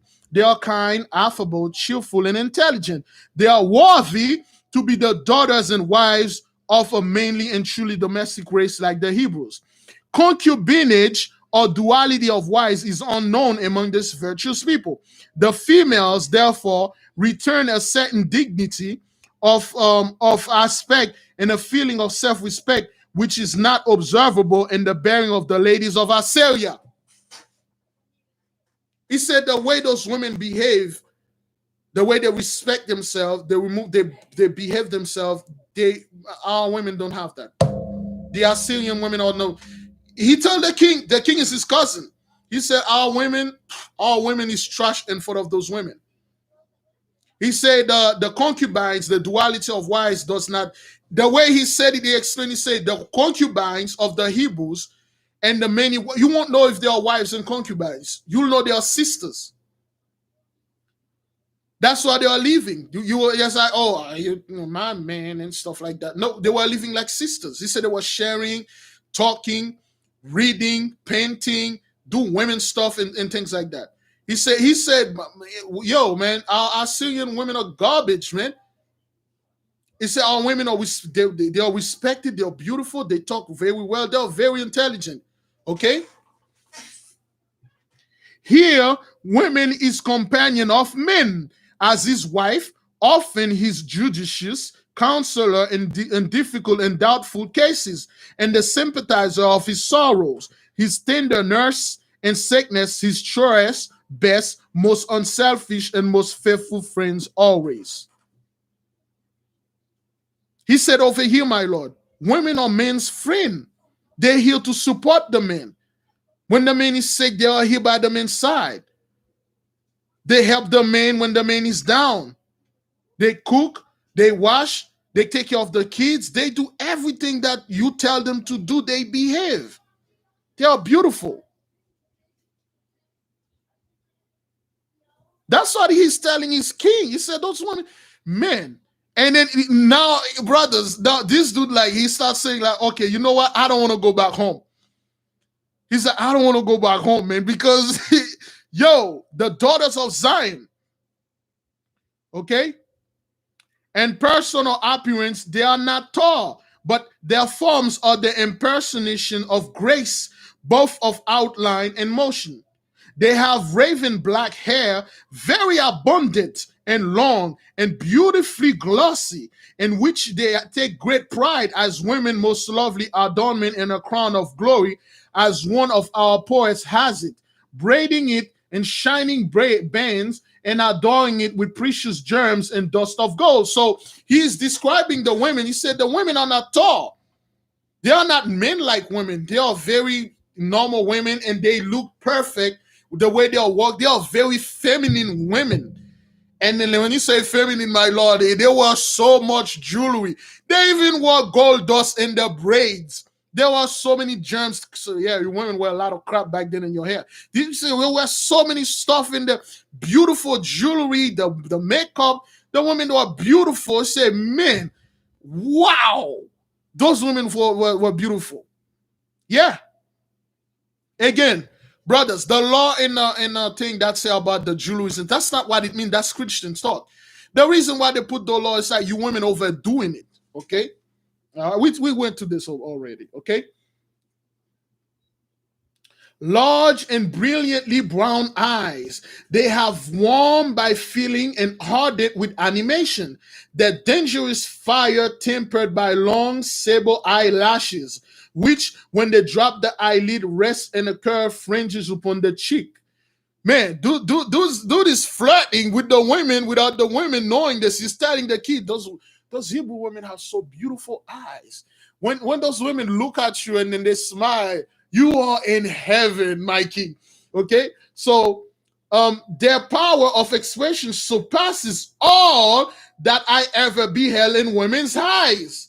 And a sure captive with the unwary youth become who suffers himself long to gaze into their fascinating depth. He said, yo, I feel bad for whoever is not a Hebrew man looking upon those Hebrew women.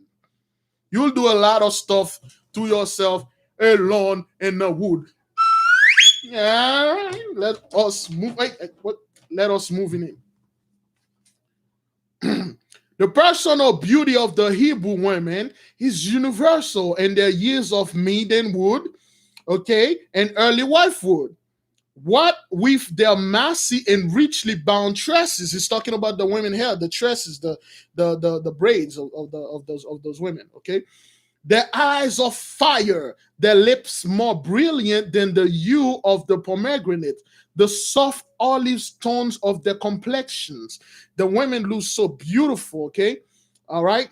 The gazelle-like grace of their movement. So the women, they walk like women, not like they're women. Their women walk like men, and they don't look.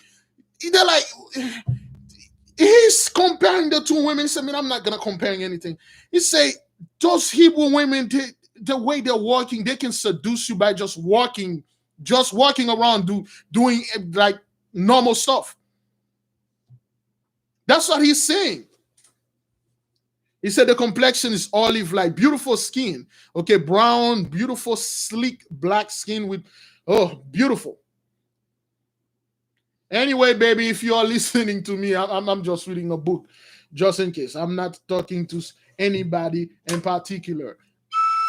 Yeah, let us move in. You know, you women will like think like I'm trying to flirt with somebody. Anyway, so the personal beauty of the we already read that Gaza grace and the movement, exquisite shape of their heads and delicate smallness of their hands and highly arched feet. The singularity, attractive melody of their voice when they speak in the low musical tones peculiar to them. All this presence and charming combination of attraction that will convince your majesty that I at least have a full appreciation of the extraordinary loveliness of the gentle Hebrews. So he said, not only those women are beautiful, their hair, their hands are very small. They look so kind. When they are talking to you, they are singing. And our women do that all the time. The way our women are talking like that, that's not how the way they talk. They give them like when a black woman is talking, you know, oh, I'm ghetto and all that. Those are learned behavior. When our women come back to their own voice when they're talking to you, it's like they're singing. Because we men of war always be one men of war. We talk to each other, we raise each other. Can you imagine hanging out with Joab all day? You have a Joab as a brother, you have a Joab as a father, Joab as a friend, and you're a freaking Joab yourself. All you know is talking like Joab. And then when you met women and they're talking to you like this is strange. This is strange. I feel like I'm walking on 2 feet, but somehow I'm touching the floor with another feet. What's going on here? Oh, all right. God, come on. Yeah. He started to feeling the voice. When the women are talking, it's like there's a musical note that came in from their voice. Because they never really talk to women like that. Their women talk to them like men. That's what that is, brothers. This is a Gentiles, man, describing our women.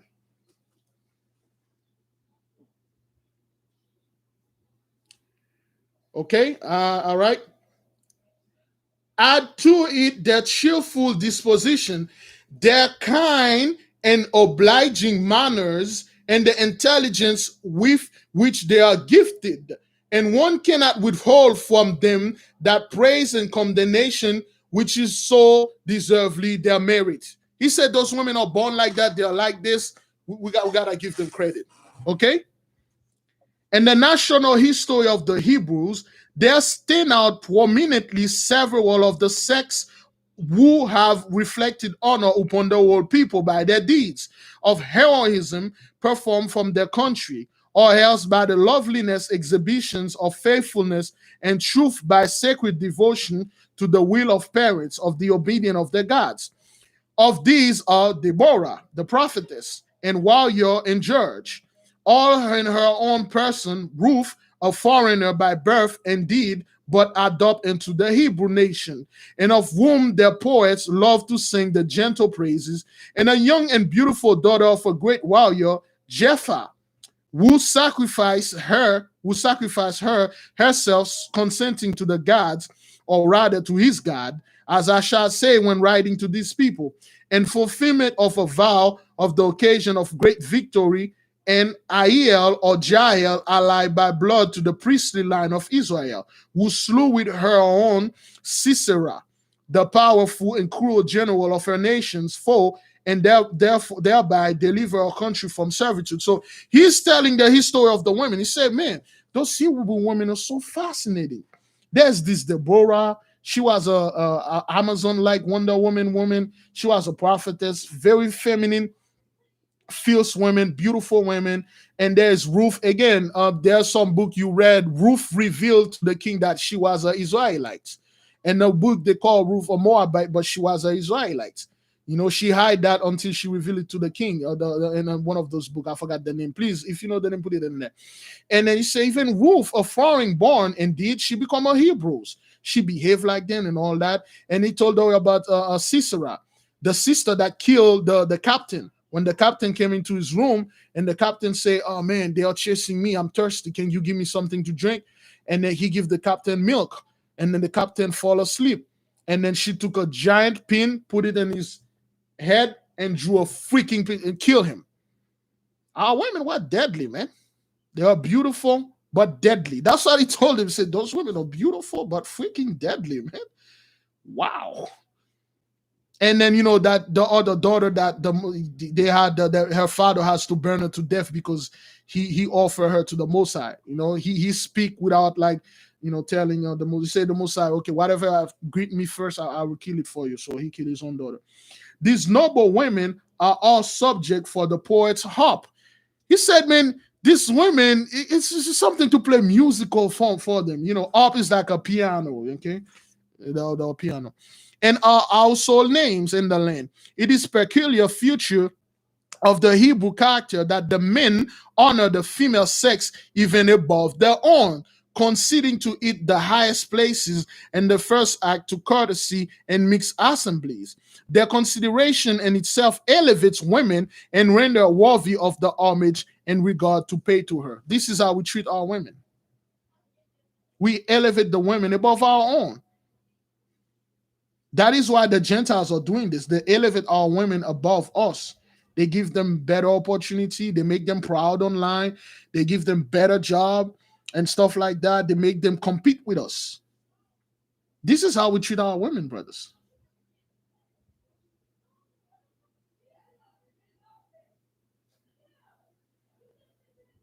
Because our men were so secure, they had no men today are very unsecure, man. I see a lot of those men online. They are so insecure.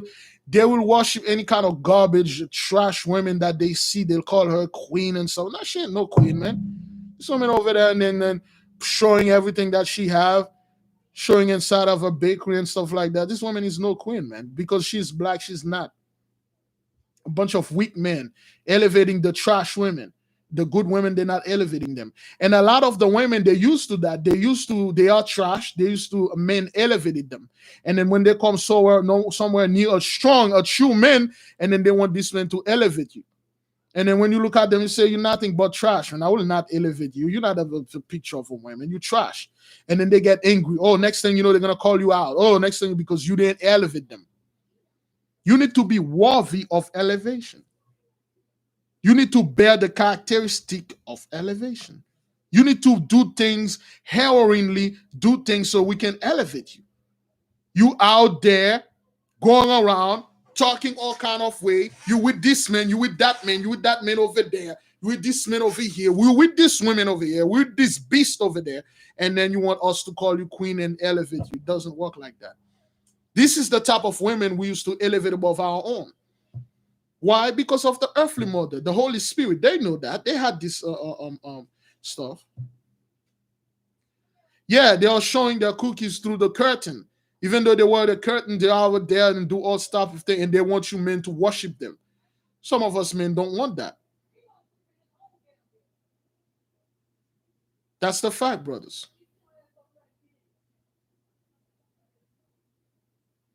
That's how women. And he's going to continue. This guy is like all up in our women. This is what he said. How different all these from women in the East. He said, those women, you see how this is very different from us from the East. He said, those women are different from our women. He said, Your Majesty, where the sex, he said, how different all this from women in the East, Your Majesty, where the sex is regarded as but so many beautiful toys created for our luxury and pride, and for beneath an intellect of husband and a father. Only here and there, as the noble exception of Semiramis, Sardanapala, and Arsaphagza, our powerful and virtuous queen of Assyria, those women in the East assert her true rank by nature, which doubtless is to be the companion and friendship and prudent counsel of men, both as king and subject. He say, my king, it's very different. Over there in the East, women to us are merely toys. We just have women for sex, just to play with, except for the queens. He said over here, all those women are queens. They are queens, brothers, because they behave and to walk around and act like one. You can't act like freaking tramps. You loud. You want to get that attention all the time. You see, those women weren't looking for attention. They already got their attention. That's our women. He said, he said, Majesty, our women is nothing but garbage. He said, why we are treating our women like this? He said, well, they are treating their women like the king. They elevate their women. They don't care about that. Over here where we stay at in Assyria, we use the women for toys or anything like that, but not them. That's why the camp, they got infiltrated. They told them, this is how you're supposed to treat women. Cover your head, be silent, stay in the back, don't say anything, and all that other stuff. That's not how we treated our women. There are certain things, like when it comes to war and stuff, those are men duty. We're doing men duty and stuff like that. We know women really, like I said, women they couldn't give two crap about what you're doing, men playing with sword. And they used to tell me, go ahead, go play with your sword. Go do sword play with another man. Leave me alone in the bed. Why don't you go to the whole house out there? Go to that bakery. They used to send them into bakeries because they got enough of that man in that house. They really don't care about this. Yeah. This is how we used to treat our women, all right? I see your majesty smile at my eulogy of the sex and at my admiration of the Hebrew females.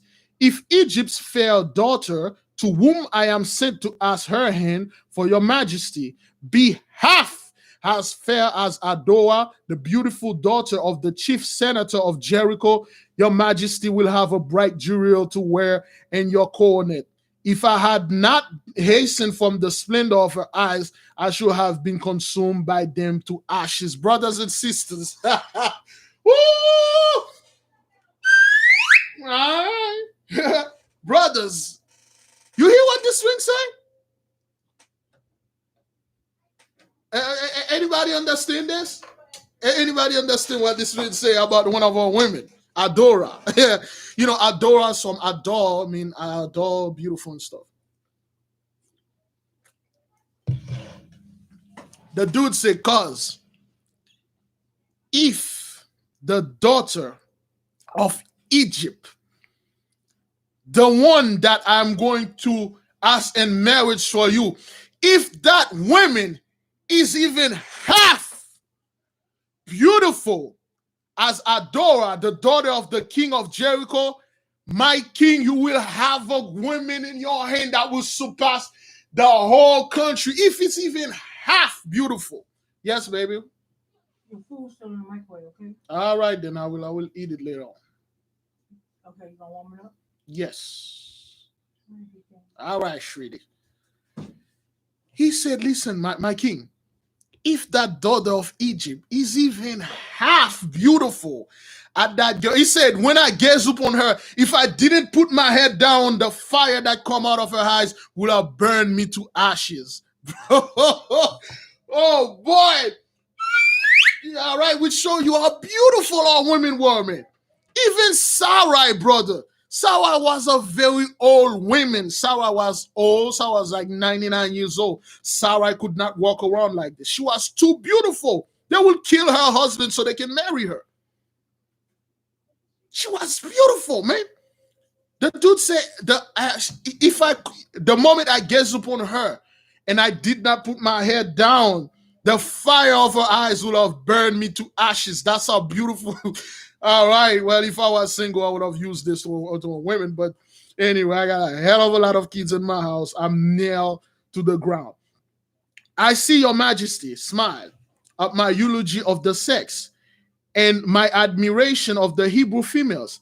If Egypt's fair daughter, to whom I am sent to ask her hand for your majesty, be half as fair as Adoah, the beautiful daughter of the chief senator of Jericho, okay, not even the king, okay, the senator of Jericho, your majesty will have a bright jewel to wear in your coronet.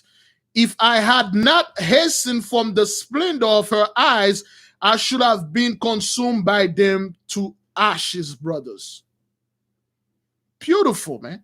The woman is thick, she's beautiful, she's intelligent, not like our women, man. And then he go ahead, he said, but to resume the narrative of my journey hither, at the close of the second day's travel, we came to where two words, let me see, Rama and stuff. Holy venerable person present here in Romesis, saying that give him Joab, my caravan and stuff. Your highness, he said, I had best whole body at large force. Okay, all right. While he was writing this letter, there was a group of people that came in and then Joab stuff. So it's those group of people, brothers, okay, let me see. No sooner was the perceived by the stranger than the chief of that warrior. Okay, all right. And then while he was writing the letter to his king, to his cousin, the king Belus, and then while Abbasis was writing the letter, and then there was a trumpet sound when they see a large group of people coming. And Jonathan went and see them, and Joab, those were the people, those were the I believe the Ishmaelite or some group of people that came into, they want to pass so they can go to Egypt or to Babylon so they can go to a festival or something. They do that every year. So they let them pass through the city every year. So now in those group of people, here's a clue. No sooner as we perceive by the strangers than their chief, a dark warrior of gigantic stature, clad in a chain mail, detached himself from the main body of his command and came galloping into the open space as cold black charger of magnificent size, superbly comparison. Can somebody tell me what kind of person this guy was with the people? Somebody tell me. Oh, I excuse me. Anybody got that? Thank you, thank you. Thank you, YAHAWAH music. Thank you. Thank you. A giant. You saw one of those giant approaching. Brothers, they give another clue to this giant. Oh my. Anyway, man. Let me just, they give another clue to this giant, but anyway, man. All right. This giant come up, brothers, okay? You have to read the book to make your own conclusion about that giant, okay? And the giant come, he said, peace and amity, cried the prince. Okay, the prince said this and stuff. So there was those group, the giant came in, they want to pass and go celebrate, whatever there was to celebrate. And then the giant was riding a giant beast, but they said that's a horse type of thing and stuff. He was a giant, so he was riding a beast and stuff, and then he came in. Let's see. Okay.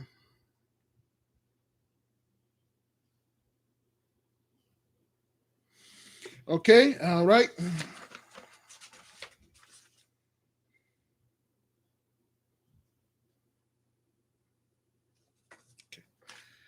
All right, everybody good? All right, everybody good? Should I keep on moving, brothers? Should I keep on trucking? Like I said, we got another 30 minutes to go, then we should be good. The most important parts, brother, is at the end of the letter. Should I keep trucking, brothers? We're almost done. Everybody good?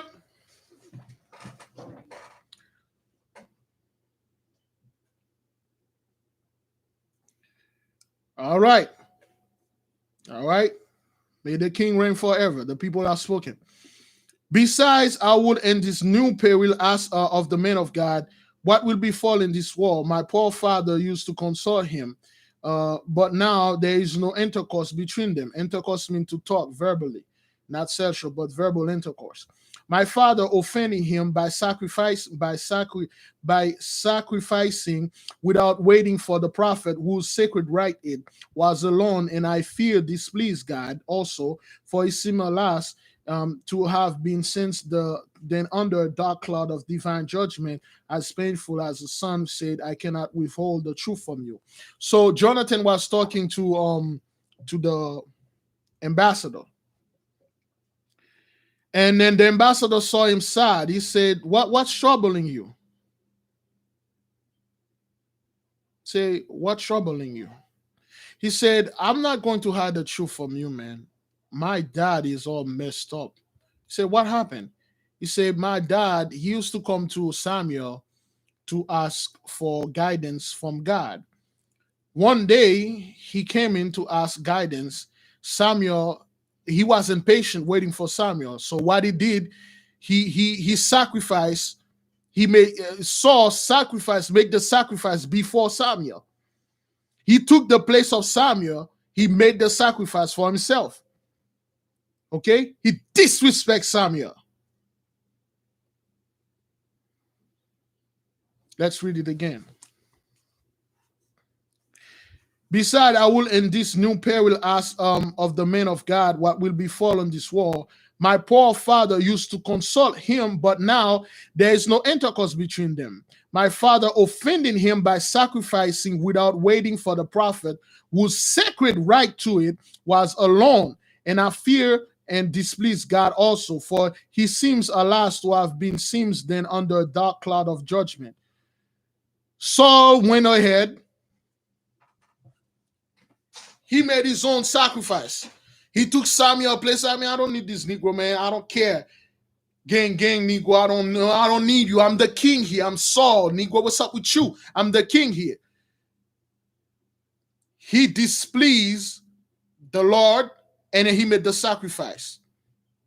And Father sent a dark cloud upon him. Cloud is a barrier, presence of God. Father sent a demon upon him. That's another way of saying Father sent a demon, and stuff.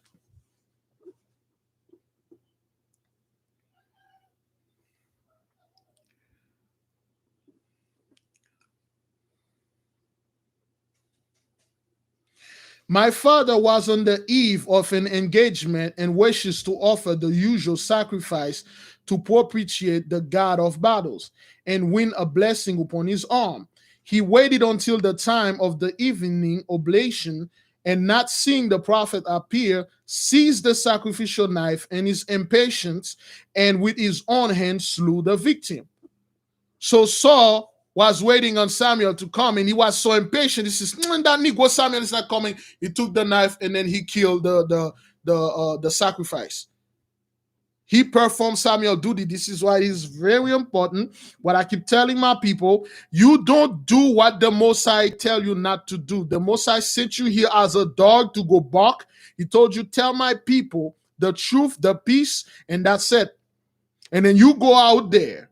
You do all sort of nonsense. You go out there, your Saul was out of order. You go out there, you tell people you this. Call me, don't call me Big Levi anymore. Call me second after the Most High. But you know what? Call me first Most High on earth, Levi. Call me earthly Most High. I am the Holy Spirit. Go out there. Do scumbaggery. Step over your limit. Like Saul did. He did not wait for Samuel. He took the knife. He made the sacrifices himself. He disrespects Samuel. When the Most High do not anointed you to do something, you step over your boundaries. You go perform something. The Most High said, I didn't anoint you to do this. I didn't set you to do that. Your duty was a dog, bark to my people, give them the good news, and that's it. Why are you over there doing all those nonsense? I didn't tell you to do that. This is not your job. This is this guy's job. I give him this job. I give this. Most I got a lot of us out there. Again, I explained this before. You got 4 elements out there. For those of you that are going to take this and say, he's teaching Illuminati. Hey, yo, man, open the window and jump. Water, fire, earth, wind. Some brothers are water. Smooth. You can drink them. They'll save your life. Also, water can overtake you or drown you. Fire, you can use the fire to keep warm in Texas. The same fire, the barrier can burn you to the ground. The wind, the air, YAHAWAH, you can use her. Breathe. The same wind, you can have COVID-19, you cannot breathe it. You die. The earth, you tread it upon it. It's firm. It will provide you with food and everything. You can plant things in it. The same earth can send an earthquake and destroy your house and kill you.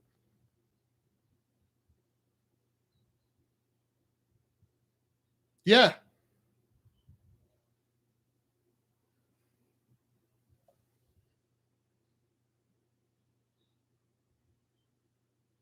That's what that is, brothers. You got all those 4 elements. The earth, the water, fire, and air. All of them are smooth. They all can kill you. The Most I have many brothers out there. Each of us have a mission. Everybody, I can't do the job of this brother doing over there. That brother can do my job. Everybody have a specific duty. Don't say this brother says something. Why don't you say the same thing that he said?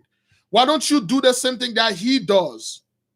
This sister said, nope, the Most I give each of us one duty. This is my duty. My duty is tell the people the good news. There will be no Jacob's trouble. The 10 plagues of the apocalypse of Abraham is upon the Gentiles. Fast, pray, repent, repeat. Fear the Most High, come to him, give him all praises and all credit. all glories. The covenant has been restored. Hallelujah. If you cannot receive this, there's nothing I can do for you. Now you will go to another brother. That brother will explain, say, okay, this is what you need to do, this and this and that. Then you're going to go to another brother. He will tell you, I don't have all the truth. You pay me enough money, I have all the truth. Hey. You pay me enough money, I will tell you all the truth. I'll perform all kind of things. I'll perform baptism. I'll perform marriage. I'll perform exorcism. With a freaking bag of money, I'll do this. But that's not what the Most High anointed me to do. Understand this, brothers. Saul stepped out of line.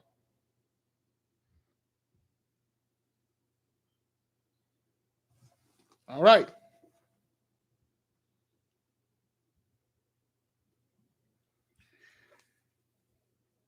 He lost the battle. Thus heaven frowned upon him for the act, and the prophet and displeasure denounces unlawful preceding as high impiety, and declared to him in the most solemn language that henceforth he should not prosper in his reign, and that the day was at hand when his crown and scepter should be taken from him and given to another chosen by God. Since then, the prophet who once loved and honored my father and was privately consecrated him at his election himself as king of Israel, and again consecrated him as his coronation before all the people, has turned his face from him and stuff and things like that. During this revelation of the king infirmity, we were slowly riding back again at the place where the two roads met, the caravan of the stranger from the south being once more in motion and coming after us. I could not but feel and express my sympathy with the amiable of sorrowful prince, who evidently loved and honored with the profoundest respect and affection his unhappy father. So yeah, because of what Saul did, the Most High cursed him.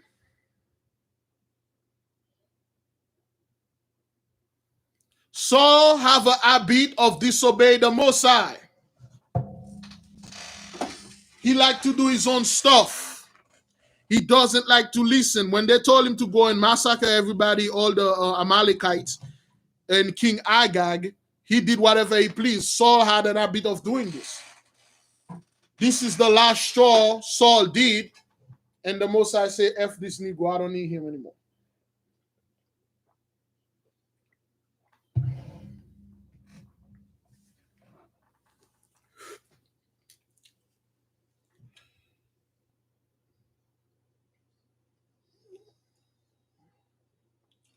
Not that I desire this prosperity on my own account, noble sir, for it does not grieve me to be deprived of the succession of my father's crown, but alone for his peace and honor I do desire it.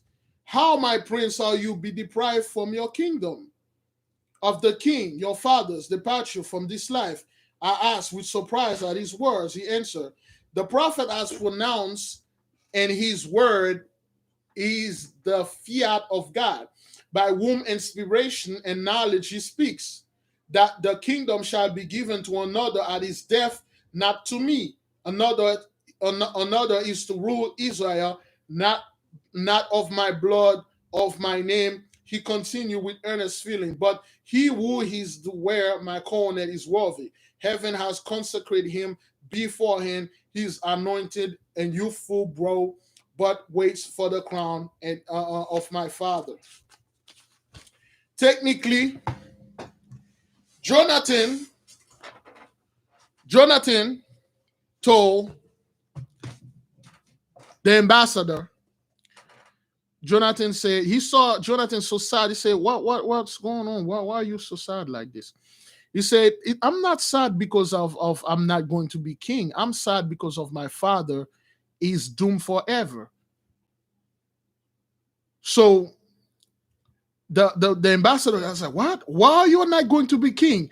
When your father died, you are in line for king. You are the only son." He said, "No, I'm not." And that's when Jonathan knows he's going to die. That's when Jonathan perceived that he is going to die, brother.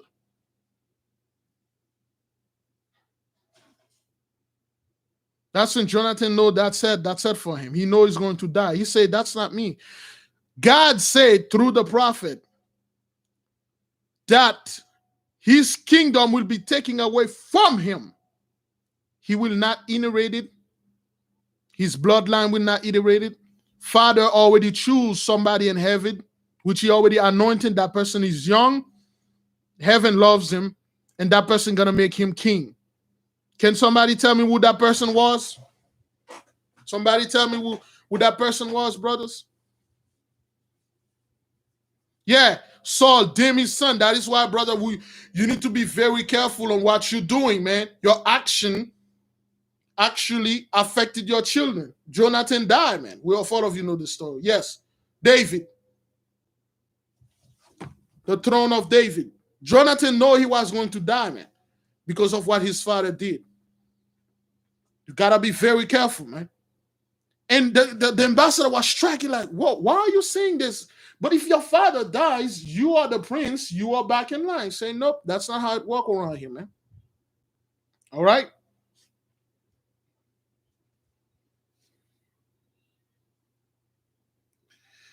Okay. 400 men led by this jack ancient and warlike chief. All right. Let's see. We saw the inhabitant of either warlike for hair, reading parchments and copying them. The women pulling flags. Okay. So, yeah. All right. Let's see. We have okay. We have one more page, which is the most important part of this lecture. One page, that page right here. I'm going to read all of that. I'm going to read this, all of that, then we're done. This is very important. Yeah. So they are describing a part of the place. He said, we saw the inhabitant either walking for air, those are the women, okay, reading parchments or copying them. The women pulling flaxes, weaving, carding, or engaging in needlework, while many were at their meals upon the roof, which was protected by fancifully colored awning with fringes, okay, with fringed curtains, looking precisely like a tent pit upon the house. After resigning for 6 generations, being driven out of Egypt by the conqueror, they returned to Palestine with only a remnant of the former numbers. But since then, they are much increased in power and warlike. Okay, those are the Philistines. All right. Now, this is the ambassador, Abbasis, telling the king. This is what this man writing to the king. This is his own hand. What now? His own handwriting. This is what he's saying to his king, brothers. Listen. After when the Hebrew people conquered the adjoining kingdoms, fearing for their own, they became the most vindictive enemy, the Philistine. All right.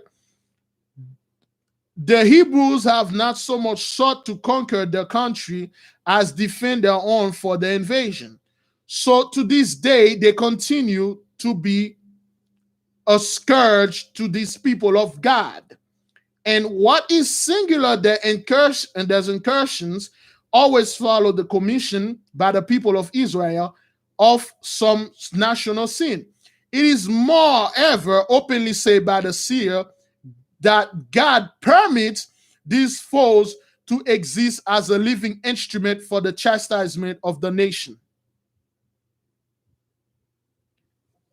The ambassador asked old man Samuel, he said, Samuel, why those Philistines, why didn't you guys completely eliminate them? He said, no. The Most High God allowed them to leave as a whip in our behind because of the freaking 2/3. Because when we go astray, the Most High sent them upon us and whip our butt. That's the only way why those people are here, because they are whipped to us.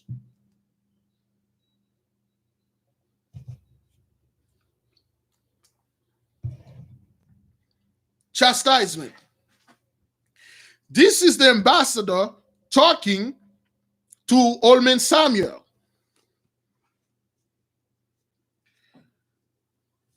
The ambassador said, how wonderful the God of these people, how constant his watch over them now for 500 years. With what numberless display of his divine majesty does he aid them in danger? With what ceaseless severity does he visit them when prosperity leads them to forget their dependence upon him? Is he not the most powerful of all gods, as well as the most terrible in his manifestation of himself?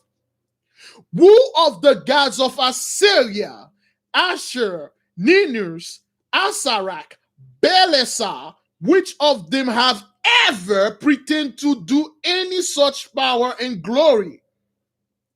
If the God of the Hebrews, your majesty, did not limit his care and providence to his people alone, but manifest himself to all nations as their divine protector, I should regard him as the kings and dominions. Even as of this, but as he limit his care to the Hebrews, he is evidently their national deity, as Asarak is ours. Yet, how much more powerful is the Hebrew God?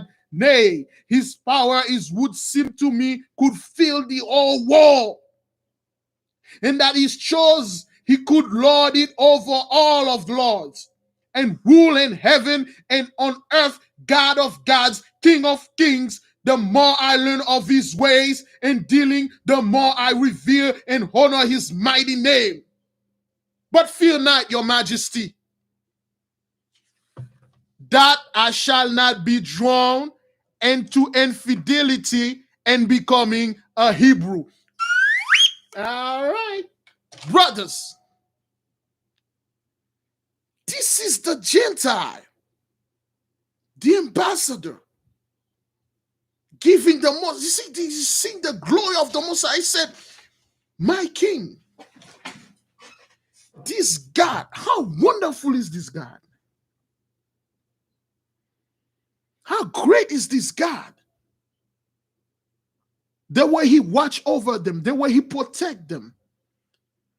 If this God wanted to do it, my majesty, he ruled the heaven, he ruled the earth. His power is no, he is King of kings, God of gods. He said, the more I learn about him and his way and dealing, the more I revere and honor his mighty name. This is a Gentile talking, brothers. That is why it's so important when I told all people, give the Most High all glory. Give him all praise. This is a Gentile saying. And then he told his king, the king, brothers, he being straightforward. He said, the king, but fear not, your majesty, that I shall not be drawn into infidelity and become a Hebrew. He said, don't worry, I'm not going to become a Hebrew, but I'm just letting you know how powerful that God is. This is a Gentiles reading our record, say, holy, so he said, holy mother, Santa Maria, Madre de Dios. What, this God is powerful. He never seen anything like that, brothers. That is why those people know our Father. They know what's going on. They know how it's gonna go down. They know that. That's why I let the freaking 2/3, man. I let them alone. I can go out there and try to chase you guys. I'm worrying about my Father too. Hell to all of you, man. This is the last part of the letter. I'm going to read it and then we close. The gods of Assyria are the true gods for Assyrian, until a mightier deity like these of Israel removes from them their celestial throne and reign over us in their place.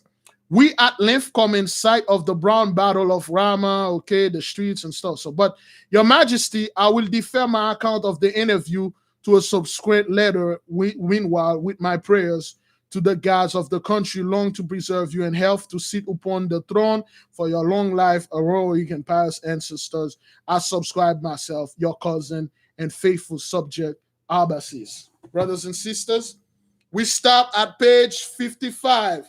Tomorrow, if the Most High allow it, we'll do page 55. Camp near Hebron, city of the city, my beloved monarch and cousin. Okay, we're done with letter 3. We'll begin with letter 4 tomorrow. We're going to take this book until we finished it. I'm going to see if I can study that tonight. 1, 2, 3, brothers and sisters, all praises to the Most High, all praises. Give the Most High all praises. All praises. Woo! I've been standing for too long. I've been sitting for too long. I don't like sitting for too long, brothers. All praises, brothers and sisters. All praises. All praises, brothers. That's the power of our Father. The Gentiles bow down. He recognized the Father as the ultimate power.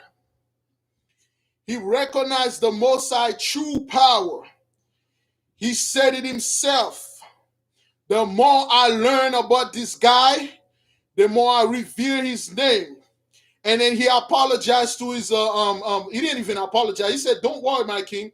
I'm not going to convert into a Hebrew. I'm not going to leave the God of Assyria for this guy. This is the power of the Most High, brothers. This is the power. Understand this, brothers. And this book, and this letter, and this chapter, you learn how Jonathans fight like hell. You learn the land. You learn the women, the way they treat our women. I don't want anybody go out there and saying, oh, our women need to shut the hell up. They need to do this. They need to do that. They don't know. Our women, if you want to become a queen, if you want us to call you a queen and behave like one, if you want us to have respect for you, behave with respect. Don't be coming to us with a bunch of nonsense and expecting us men to calling you queen. You see how those women were behaving? You see how beautiful they are? Listen, brothers, the reason why our women's being treated like this is because of the curse, of course. It's because of the curse.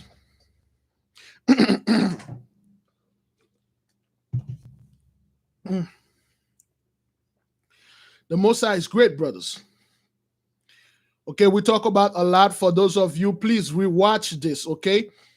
Tomorrow, I don't know what we're going to learn. I'm going to see if I can learn, if I can read this chapter. I skipped a lot of things in there, okay? About the Philistine, you know, how they are, the giants that live within them and stuff like that. Okay? Okay, so yeah. And then I have... yeah, so I have people, brothers, I have people, I have women emailing me and talking about stuff that, you know, they don't feel like they are useful. They want to do something for the Most High, how they can do. That's not, brothers, listen, sisters. By you being here, by you fast and pray, you're already doing something to the Most High, for the Most High. Don't kill yourself. Don't drag yourself. Also to you men.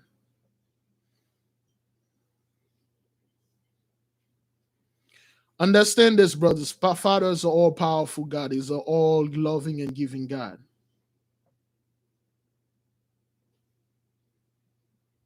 Don't be like Saul, brothers. Saul was a hard-headed. Saul did not care. He was impatient.